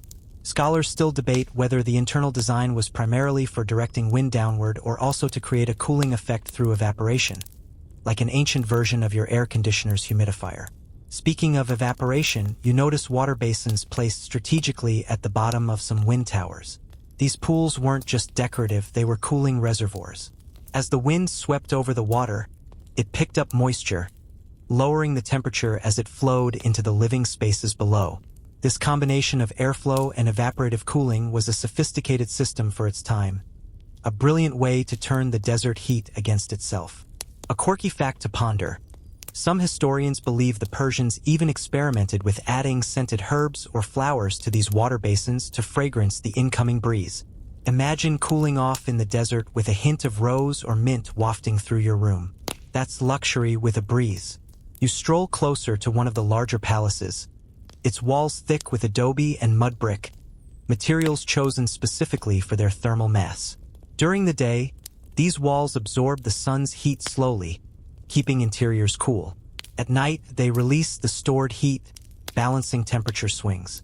It's nature's own slow-release system, no batteries required. And yet, there's ongoing debate about how much ancient Persians relied on passive methods like thick walls versus active airflow systems. Did they see wind towers as the main cooling device, or just a part of a bigger strategy that included architectural layout, water, and plant life? The truth might be a mix, but the evidence is clear. Cooling was a priority in every design choice. As you continue, you notice ornamental niches carved into the walls. These niches weren't just pretty. They could hold small clay jars filled with water. The water would evaporate slowly, cooling the surrounding air. It's a bit like how your grandmother's old-fashioned evaporative cooler worked, but centuries earlier and far more elegant. You chuckle at the thought. Ancient Persians might have been the original green builders, creating eco-friendly air conditioners with no electricity, no ozone depletion, just pure human ingenuity. Nearby, you spot a small opening in a wall with a lattice screen behind it. This is a mashrabiyah again, filtering light and airflow, but also offering privacy. Because in this culture, keeping cool didn't mean compromising modesty. The lattices allowed women inside homes to look out without being seen, blending climate control with social customs. Historians still debate the exact origin of mashrabiyah. Some argue it was a uniquely Persian innovation. Others believe it was borrowed and adapted from neighboring regions. Either way, its integration with badgers shows a seamless marriage of form, function, and culture. You pause for a moment, imagining the lives inside these walls. The whispered conversations, the laughter, the quiet moments of relief as cool air drifted through. It's a reminder that even in harsh climates, people find ways to create comfort, community, and a bit of joy. And as the sun starts to dip, casting long shadows across the city, you feel a gentle breeze brush your skin. A silent nod from those ancient architects, inviting you to appreciate the timeless art of cooling with nothing but air, water, and clever design. The sun sinks lower now, casting a golden glow on the earthen walls, and you find yourself wandering toward the edge of the city where the desert begins its slow takeover again. Here, the landscape feels raw, untamed, and utterly relentless, especially when the heat kicks into overdrive. But before the ancient Persians built their wind towers, they faced this blistering environment head-on, developing clever ways to harness natural forces without modern technology. Walking along a shaded alley, you notice small openings near the ground in some houses. These are called salsabils, small water channels designed to cool the air as it enters. Water trickling through these narrow streams evaporates, chilling the surrounding air and lowering indoor temperatures. It's basically an ancient water cooler, but without the plastic bottle or annoying hum. There's a charming irony here. The desert, harsh and dry, provides the very air that, when combined with water's cooling power, becomes a lifesaver. It's like Mother Nature's own air conditioning system, and these salsabils are the manual controls. You also spot a few small courtyards hidden behind high walls, lush with greenery, date palms, citrus trees, and flowering shrubs. This vegetation wasn't just for decoration or fruit. It played a serious role in cooling the air around homes. The shade of trees, combined with the moisture they release, helped lower temperatures in these private outdoor spaces. Scholars still argue whether the design of Persian houses prioritized gardens for practical climate reasons or primarily for spiritual and aesthetic purposes. Likely, it was a bit of both, but the cooling effect was undeniable. Speaking of gardens, you might appreciate a quirky tidbit. Persian gardens were designed as earthly paradises, complete with channels of flowing water, symmetrical paths, and carefully planned plantings. They created a microclimate, turning arid land into a refreshing oasis. This attention to cooling beauty influenced Islamic garden design for centuries. As you pass through a low archway, your eyes catch the intricate tile work on a nearby wall, shimmering subtly in the fading light. These glazed tiles reflect sunlight during the day, helping reduce heat absorption, a clever passive cooling method that also adds artistry to the architecture. Imagine someone thousands of years ago thinking, let's make our buildings not only cooler but pretty enough to make the neighbors jealous. Yet, there's still debate about how much impact reflective surfaces had versus the wind towers themselves. Did the tiles actually make a significant difference in cooling, or were they more about status and style? Like most things in history, the truth is probably layered and complex. You inhale deeply, catching a faint scent of wet earth and citrus blossoms, a natural perfume carried by the evening breeze. It's a sensory reminder that ancient Persians didn't just survive the heat, they thrived within it, turning environment into advantage. Just ahead, you notice a large, rectangular basin filled with water, part of a canal system. These underground canals brought cool water from distant mountains right into the heart of cities and palaces. The canal wasn't just irrigation, it was climate control on a grand scale. Flowing water underground kept the soil moist and the air cooler above. Interestingly, some historians debate the extent to which canals were used specifically for cooling buildings versus agriculture. The canal's primary purpose was irrigation, but its secondary effect on the urban microclimate is a fascinating area of ongoing research. As you pause to admire the flowing water's gentle sound, a tiny frog jumps into the basin, an unexpected guest in this desert environment. Maybe it's one of the first natural air conditioners, joining the humans in their quest to beat the heat. You smile, feeling the cool moisture on your skin, and realize that the ancient Persian approach to climate wasn't just about big engineering feats. It was about small details, water channels, gardens, reflective tiles, and yes, those ever-impressive wind towers all working together in harmony. The desert night begins to cool and you find yourself grateful for these centuries-old innovations. Without them, life in this harsh land would be a lot less comfortable and a lot less interesting. The sun's warmth fades further now, and the desert chill begins to creep in as you approach the towering wind catchers or badgers that loom like giant stone sentinels over the cityscape. These architectural marvels are the true stars of ancient Persian cooling technology, giants designed to catch even the faintest breeze and funnel it deep into the heart of buildings, transforming stifling heat into refreshing relief. You run your hand along the smooth, sun-warmed surface of one badger, feeling the cool shadow it casts despite the lingering heat. These towers aren't just vents, they are carefully engineered air conditioners. The height of a badger allows it to catch winds from any direction, and the multiple openings funnel the air down narrow shafts, where it cools before it reaches the rooms below.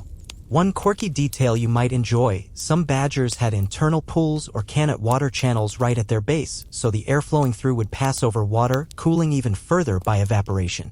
It's like the ancient Persian version of your fancy cool mist humidifier, but way more stylish and definitely less plastic. You notice the latticework covering the tower's openings, an intricate stone mesh that not only filters dust but also slows the air just enough to prevent an overwhelming gust inside the house. Kind of like a natural air filter minus the HEPA rating. It's this combination of design features that lets a badger regulate airflow gently and steadily. Historians still argue whether the earliest badgers were solely designed for cooling or if they had symbolic or social significance as well. Were they just air conditioners or status symbols showing a family's wealth and sophistication? Probably both, because even ancient Persians knew that comfort was a luxury worth flaunting. You look up, noticing how the slender towers pierce the sky like arrows, a stark contrast to the flat desert horizon. The engineering behind them is remarkable, given that these structures were built without cranes or power tools. Workers relied on scaffolding and sheer muscle, piecing together mud bricks and mortar in the fierce sun, a testament to human ingenuity and stubbornness. A fun fringe fact: some modern architects have started to incorporate badger principles into sustainable buildings around the world, inspired by these ancient desert air conditioners. It's fascinating to think that your next eco-friendly home might borrow ideas from a 3,000-year-old Persian tower. As the wind picks up, you can almost hear the rush of air swirling through the narrow shafts, creating a quiet whistle that soothes rather than startles. This subtle soundtrack to desert living was no accident. It was designed to lull occupants into a cooler, calmer state, much like the soft hum of a fan in your own room. You pause to reflect on how the badger's design aligns perfectly with the desert's extremes, capturing rare breezes, cooling dry air through water evaporation, and circulating it gently to avoid stirring up dust storms. It's an elegant balance of nature and architecture. Still, debates continue about the variations in badger designs across different regions. Some were tall and slender, others broad with multiple shafts. Did these differences reflect climate adaptations or simply regional architectural tastes? The mystery adds a little extra intrigue to an already captivating story. Walking away, you glance back at the wind towers catching the last rays of sun, proud reminders that ancient Persians didn't just endure their environment, they mastered it, creating comfort through clever, patient design. As the evening breeze stirs, you find yourself wandering through the narrow, winding alleys of a Persian desert city, surrounded by buildings crowned with the silent centuries of cooling, those familiar wind towers, or badgers, now casting long shadows in the fading light. These structures are more than just architectural curiosities, they're the heart of an ancient climate control system, a kind of natural air conditioning born out of necessity and genius. You step closer to one building where the badger's shaft plunges deep into the interior. The air you feel escaping is cool, almost startling after the day's desert heat. This happens because the badger channels outside air down its tall shaft, often over a pool of water or a damp wall, cooling the air through evaporation before releasing it into the rooms below. It's like the ancient Persian equivalent of your modern swamp cooler, but crafted from mud bricks and centuries of trial and error. Here's a quirky tidbit: some badgers were built with multiple openings facing different wind directions, making sure that no matter which way the desert breeze blew, the tower could catch it. It's a bit like having multiple windows open around your house, but vertically and way more dramatic. Historians still argue whether the badger's primary function was just cooling or if it also played a social role, signaling wealth or status. Maybe the tallest, most elaborately decorated towers were the ancient version of a fancy car or a designer handbag, practical but with a flair for showing off. Inside, you notice the rooms have thick walls made from sun-baked bricks and covered in a layer of plaster, materials that keep heat out and help maintain a steady coolness. The whole system, thick walls, wind towers, pools, works together like an ancient symphony to fight the desert's relentless heat. Imagine living in this city long ago where your main relief from the oppressive sun was the slow, deliberate flow of air funneled down stone towers. No buzzing air conditioners or electric fans, just patient, clever design. It almost makes you appreciate the effort even more. A fringe fact you might like: recent studies show that these wind towers can reduce indoor temperatures by up to 15 degrees Celsius, about 27 degrees Fahrenheit. That's like stepping from a sauna into a cool swimming pool, but without getting wet. You notice how the local people interact with these towers casually, almost taking their cooling power for granted. It's easy to forget that the technology is ancient and sophisticated, designed thousands of years before electricity, yet still effective. The debate among scholars about badgers also touches on whether they influenced other ancient cooling systems in places like Egypt or India.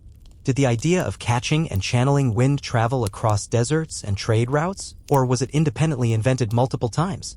The mystery remains, adding a layer of wonder to your quiet evening stroll. As the night deepens, you realize that these towers don't just cool the air, they cool your thoughts, slowing the world down, making everything feel more serene and manageable even in a harsh desert.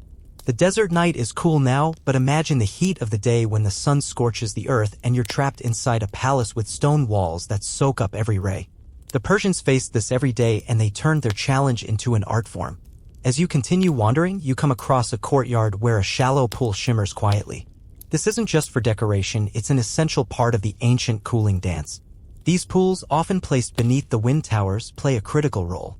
As the hot desert wind rushes down the badger, it passes over the water, cooling the air through evaporation before it enters the rooms. It's the ancient version of blowing over a wet towel on a hot day, simple physics at work, but implemented on a grand architectural scale. Here's a quirky detail: some palaces had multiple small pools interconnected with narrow channels, creating a miniature water circuit that maximized the cooling effect. You could say the Persians were building their own tiny, elegant air conditioning plants. And all of this without a single moving part or electricity, just air, water, and stone working in harmony. But historians still argue whether these pools were purely practical or if they also had a spiritual or symbolic meaning. Water in the desert is precious, after all, and incorporating it into architecture might have been a way to celebrate life or status, not just beat the heat. Was it cooling or conspicuous consumption? Maybe both. You start to notice the smells around you, the faint scent of wet mud and the cool freshness of water. These subtle sensory cues would have been a welcome relief in the dusty, dry desert air. And the sound, the gentle ripple of water, adds a soothing background hum, the ancient equivalent of a white noise machine for palace inhabitants trying to nap through the heat. A fringe theory suggests that some of these water features were also designed to create a kind of microclimate, boosting humidity in an otherwise bone-dry environment. After all, desert air is notorious for sucking moisture from your skin, and a bit of localized humidity could make the air feel more comfortable. As you wander further, you realize the walls themselves are part of this cooling network. Thick, made from adobe or mud bricks, they absorb the heat of the day and slowly release it when the temperature drops. It's like a slow cooker for heat, holding onto it until it's safer to warm the air. Your modern insulated walls try to do the same, but the ancient Persians had no foam or fiberglass, just earth and a deep understanding of their environment. And while it sounds idyllic, remember you probably wouldn't survive the summers without this clever system. The desert sun is relentless, and the badger pool combo was the difference between baking alive and living comfortably. As night settles, you think about how this ancient technology continues to inspire modern, sustainable architecture. Architects today look back at badgers and evaporative cooling pools as eco-friendly ways to cool buildings without electricity, a reminder that sometimes old-school ingenuity beats new gadgets. So, next time you're cranking your AC, imagine those pools shimmering quietly beneath the wind towers, quietly working their magic, and appreciate the genius of a culture that thrived by mastering air and water long before modern science caught up.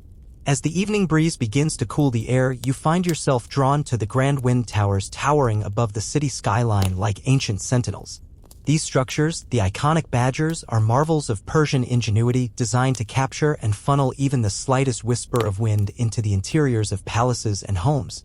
You might picture them as giant hollow chimneys with open slits facing the prevailing winds, but their design is far more complex and elegant than just a simple funnel.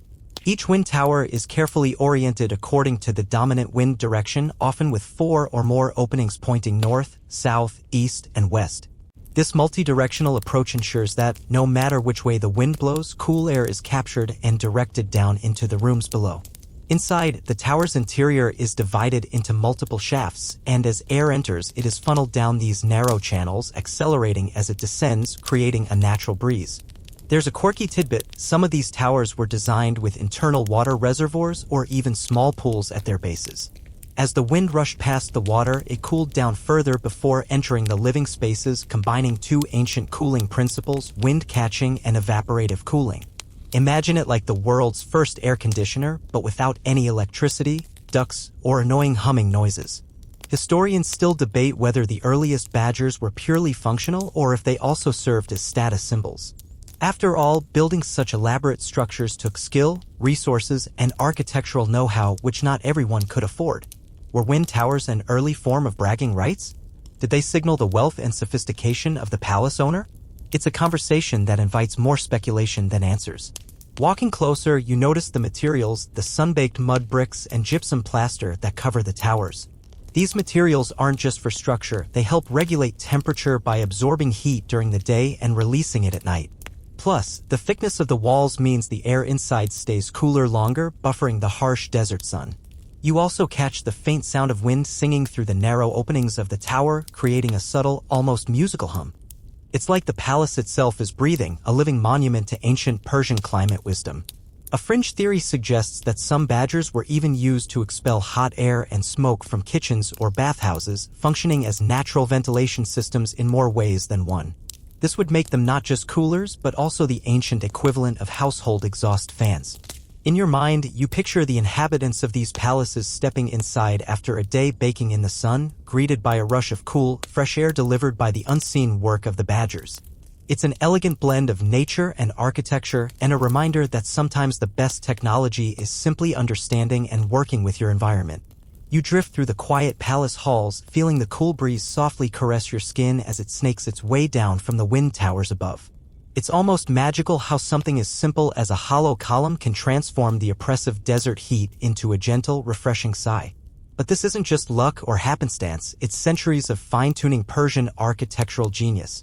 One fascinating detail that often slips under the radar is how the wind towers work hand in hand with the qanats, those underground water channels you may remember from earlier sections. These qanats brought cold, fresh water from distant mountain aquifers deep beneath the city, and the wind towers would often direct air over or near this water before it entered living spaces. This synergy created a natural air conditioning system, one that required no electricity, no compressors, just the raw gifts of wind and water. It's a bit like an ancient eco-friendly invention, but without the green certifications or hashtags.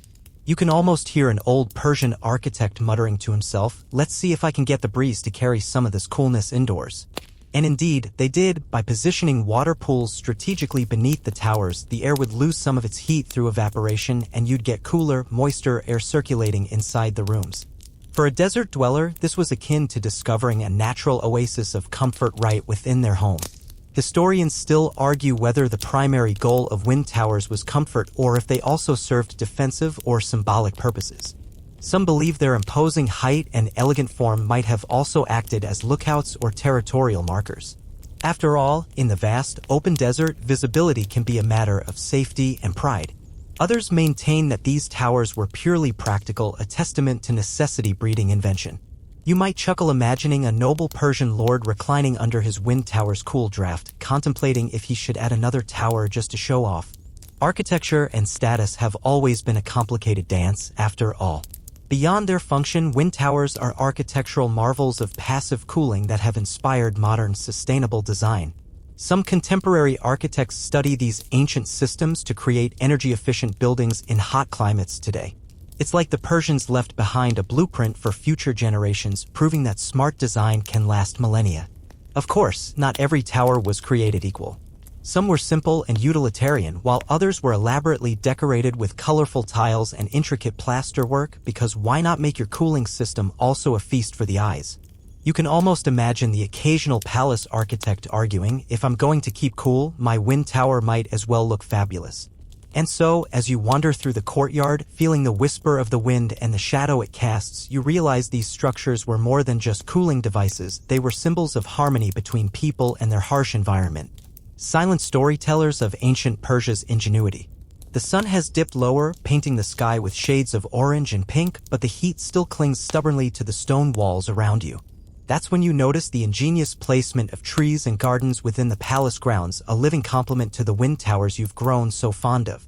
These weren't just for beauty or status, though Persian gardens were famously lush and poetic, they had a very practical role in cooling the air. Persian gardens, or paradises, were designed to be microclimates. The combination of water channels, trees, and shaded walkways worked together to lower temperatures almost like nature's own air conditioning. As the breeze from the wind towers passed over these pools and through the greenery, it picked up moisture and carried a fresh, cool scent inside the palace rooms. The effect was subtle but powerful, like a natural perfume that also cooled your skin and eased your mind. Here's a quirky tidbit. Some Persian gardens were built with so-called chaharbagh layouts, 4 quadrants divided by water channels representing the 4 rivers of paradise from Zoroastrian mythology. So, your cooling breeze isn't just refreshing, it's infused with layers of spiritual symbolism. It's like your air conditioning system comes with a divine backstory. Historians still debate whether the concept of the Persian garden originated purely from practical needs or if it was mostly about expressing cosmic order and divine harmony. Either way, the gardens were as much about creating a tranquil, cool refuge from the desert sun as they were about conveying a deeper cultural meaning. You can almost hear the gardeners whispering, "We're keeping things chill in more ways than one." Inside those gardens, fountains and cascades would splatter cool water droplets into the air, adding humidity that enhanced the cooling effect. This was a delicate balance, though too much moisture and the desert dust would stick to everything, turning the garden into a muddy mess. The Persians had to be masters of climate control, balancing dryness and moisture like expert tightrope walkers. And as the breeze swirls around you, mixing the scent of blossoming jasmine with the faint sound of water trickling over stone basins, it becomes clear that these gardens were more than just cooling machines. They were sensory experiences, blending sight, sound, and touch to create a perfect oasis. You might laugh imagining a royal advisor suggesting, "Why don't we just plant some air conditioners instead of trees?" But back then, the trees were the air conditioners, and trust me, they worked beautifully. The palace was a living, breathing ecosystem designed to keep its inhabitants comfortable without a single watt of electricity. So as you rest beneath the cool shade, consider the Persian garden a crucial partner in the quest to tame the desert's heat, an organic, poetic, and downright ingenious part of the ancient climate control toolkit. The cool of the garden fades gently as you wander back toward the palace walls, where another ancient marvel awaits your attention, the Khanate system. Imagine the heat pressing in again, the dry desert air making every breath feel like swallowing sandpaper, and then, out of nowhere, a flow of cool, fresh water arriving underground, quietly delivering life to this arid land. Khanates are underground aqueducts, a Persian invention so clever it's baffled modern engineers for centuries. You see, instead of digging wells straight down, which can be inefficient and risky with water tables, Khanates use gentle underground tunnels that slope downward from mountain aquifers, channeling water miles across the desert with almost no evaporation. The result? A steady supply of fresh water that not only fed gardens and people but also cooled the air in palaces. This water was often directed beneath the floors of rooms or into the walls, where it could evaporate slowly, chilling the interior spaces much like a swamp cooler on a dry day. The Khanate was the unseen hero of Persian architecture, silent, hidden, but absolutely vital. Imagine modern engineers scratching their heads over such a low-tech but highly effective system, especially in a world obsessed with gadgets and gizmos. Now here's a quirky fact: some Khanates had vertical shafts open to the surface that doubled as ventilation chimneys. So not only did they bring water, but these shafts helped circulate cooler air into buildings, a 2-for-1 ancient HVAC system. It's like a desert duct tape solution, sticking together air and water to create comfort. Historians still argue whether qanats were primarily about agriculture, urban water supply, or architectural cooling, but it's clear they played all these roles, blurring the lines between utility and luxury. They weren't just for survival, they were for thriving in an unforgiving environment.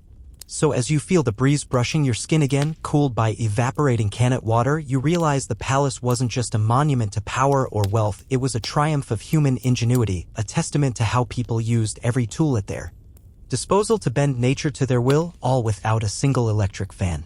And yes, it's quite impressive that you're learning about underground water tunnels instead of watching cat videos on your phone right now. This is the kind of stuff that puts modern air conditioning to shame with a twist of ancient genius.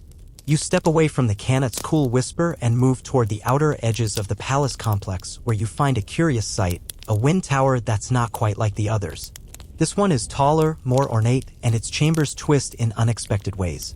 It's a reminder that even ancient engineers enjoyed experimenting with their designs, constantly tweaking to squeeze more comfort out of every breeze. These wind towers, or badgers, weren't just vertical shafts, some had multiple openings facing different directions. This clever adaptation let them capture winds from any angle, no matter how the desert shifted throughout the day. Picture a giant, stone anemometer always catching the faintest hint of air and funneling it downward into the palace's heart. Inside, the wind would rush through narrow, angled passages, accelerating as it squeezed through smaller spaces, an early lesson in fluid dynamics centuries before modern physics textbooks. This funhouse of airflow not only cooled rooms but also helped flush out stale, hot air. You could say the Badger was the ancient version of air conditioning with a dash of architectural flair. A quirky bit? Some wind towers were designed to trap smells as well. Palaces, after all, can be busy places with kitchens, bathhouses, and crowds. The angled towers helped push unwanted odors out while bringing in fresh air, because nothing ruins a royal dinner like a waft of yesterday's camel stew. Historians still argue whether certain wind tower designs originated independently in Persia or were inspired by earlier Egyptian or Mesopotamian prototypes. But the Persian versions stand out for their sophisticated use of geometry and integration with water features, marrying airflow with evaporative cooling. As you lean against the cool stone of the tower, feeling the gentle rush of air that's traveled through twisting passages and underground channels, you marvel at how something so ancient can still teach modern architects lessons in sustainability. It's like having a secret fan built by long-dead engineers who probably never imagined their handiwork would one day lull you to sleep. So as you let your mind drift with the breeze, remember, sometimes the coolest solutions are the oldest, hidden in plain sight, and just a little bit magical. You wander further into the palace grounds and find yourself surrounded by gardens that look like something out of a dream, a symphony of greenery in the middle of the desert. The gardens weren't just for show, they worked hand in hand with the wind towers and qanats to create a microclimate of comfort. Think of it as ancient Persian landscaping with a PhD in cooling science. These gardens, called paradises, the word actually comes from Old Persian, meaning walled garden, used pools, fountains, and strategically placed plants to keep the air moist and the temperature down. The water in the pools was fed by the qanats, and when the breeze passed over these surfaces, it carried a refreshing coolness straight into the palace rooms. Here's a quirky detail: some scholars think the water channels in these gardens were designed to produce soothing sounds, adding a kind of natural white noise that helped mask the harsher desert winds outside. Imagine lying in a shaded pavilion, hearing the gentle trickle of water while a soft breeze carries the scent of jasmine and mint. Not bad for a desert heat escape, right? Historians still debate how much influence these Persian gardens had on later Islamic and European garden designs, but the clear connection to comfort and cooling is undeniable. The gardens were practical, psychological, and even spiritual retreats, all woven seamlessly into the palace's cooling system. As you trace your fingers over the cool stone edge of a fountain, you can almost feel the centuries of heat being tamed by this clever combination of nature and engineering. It's a quiet reminder that comfort isn't just about technology, sometimes it's about blending with the environment, a lesson that resonates even today. So, as your eyelids grow heavy with the scent of those ancient flowers and the whisper of water, remember that the ancient Persians didn't just survive the desert heat, they thrived in it, crafting cool oases from stone, water, and air. The day fades and you find yourself walking along the palace's outer walls, their thickness a deliberate defense against the sun's relentless assault. These walls, made of thick adobe bricks mixed with straw, weren't just fortifications, they were giant thermal blankets. During the scorching daylight hours, they absorbed heat slowly, then released it gradually after sunset, keeping the interiors from overheating too fast or cooling too quickly. It's like nature's own version of a temperature regulator. Here's a fun, slightly weird tidbit. Some ancient Persian builders mixed crushed eggshells into their plaster to make the walls stronger and more reflective, bouncing some of the sunlight away. Eggshells, nature's little armor, helping keep palaces cool. Who knew breakfast leftovers could contribute to architecture? Historians still argue whether these thermal walls were primarily about climate control or defense, or maybe a bit of both. But what's clear is that their design shows an elegant balance between strength and comfort, the kind of thinking that gives modern architects a run for their money. As the evening breeze stirs the dust outside, you lean against one of those sun-baked walls and feel the lingering warmth radiating softly. It's comforting, like the slow sigh of a day well survived. You realize cooling in ancient Persia wasn't just about fighting heat, it was about respecting it, working with it, and making it part of everyday life in a way that was sustainable and beautiful. By now, you might be wondering how the Persians kept cool at night, especially when the desert chill bites as hard as the sun scorches. The answer: thick walls combined with smart ventilation created a perfect thermal balance. The heat stored by day kept the cold at bay, while wind towers continued to circulate fresh air, making those long desert nights surprisingly comfortable. So as you settle down and the shadows lengthen, you appreciate that ancient Persian architecture was less about battling nature and more about cozy coexistence, an ancient lesson in how to stay cool without electricity or air conditioning. The final rays of sun slip behind distant dunes, casting long, lazy shadows across the Persian palace grounds. You follow the cool gusts drifting through the air, winding your way back toward the wind towers, those towering sentinels of ancient ingenuity. They rise like stone fingers pointing to the sky, capturing every last whisper of breeze, funneling it downward into the heart of the palace. This isn't just cooling, it's a dance of air and architecture, centuries in the making. You pause under one of these wind towers, the shade cool and inviting, and think about the whole system, how it wasn't just about keeping the heat out, but about creating a rhythm of comfort. The cool air rushing down meets the hot air inside and pushes it out through vents and courtyards, a natural air conditioner sculpted from earth and stone. It's quiet, subtle, and honestly kind of mesmerizing. Here's a quirky thought. Some scholars believe the towers might have been used not only for cooling but also for scenting the air, with fragrant plants placed strategically to perfume the breeze. Imagine chilling in your palace with a gentle waft of rose or jasmine in the background, cool and classy. Historians still argue whether the designs evolved independently or were inspired by neighboring civilizations, but what matters is how these towers represent human creativity's response to a tough environment. They show that even in the harshest places, comfort was a priority, achieved through patience, observation, and clever engineering. As night deepens, you feel the desert's cool embrace. The heat is pushed back, the air softened, and the palace rests in a perfect balance of stillness and gentle movement. You realize this ancient system wasn't just about temperature, it was a connection to the environment, a way of living that respected and harnessed nature's forces rather than fighting them. So, as your eyelids grow heavy and the desert winds lull you to sleep, remember this: cooling palaces with wind towers is a story not just of architecture, but of human resilience and harmony with the world. And maybe, just maybe, the secret to staying cool is not to battle the heat head-on, but to welcome the breeze with open arms. Word count: 1067. Now, dim the lights, maybe turn on a fan for that soft background hum, and let's ease into tonight's journey together. The day's heat melts away into a gentle memory as darkness settles softly over the desert. Imagine the palace breathing with the night, every stone and brick whispering tales of ancient times. The cool air you feel is the gift of wind towers quietly working in the background, a timeless dance of air and shadow. It's as if the walls themselves sigh in relief as the sun sets, settling into a comforting rhythm. You can almost hear the faint rustle of leaves stirred by the breeze, the faint call of nightbirds, and the soft murmur of water trickling through hidden channels. Everything slows down, becoming soft and slow, like the last note of a lullaby drifting into the night. Let your thoughts float on that breeze, gentle and calm. The heat that once pressed down heavily now seems distant, a memory fading with the twilight. The ancient Persians' wisdom reminds you that nature's challenges can be met with patience and grace, turning hardship into harmony. Close your eyes now and feel the cool air wrap around you like a gentle shawl, easing away tension and worries. The night is yours, quiet, serene, and endlessly cool. Let your breathing slow, your muscles relax, and your mind wander softly through the stories carried on the desert wind. And as you drift off to sleep, remember, sometimes the simplest solutions, like a humble wind tower, can change everything. Sweet dreams, and until next time, rest easy beneath the same stars that once watched over those ancient cool palaces. Sweet dreams.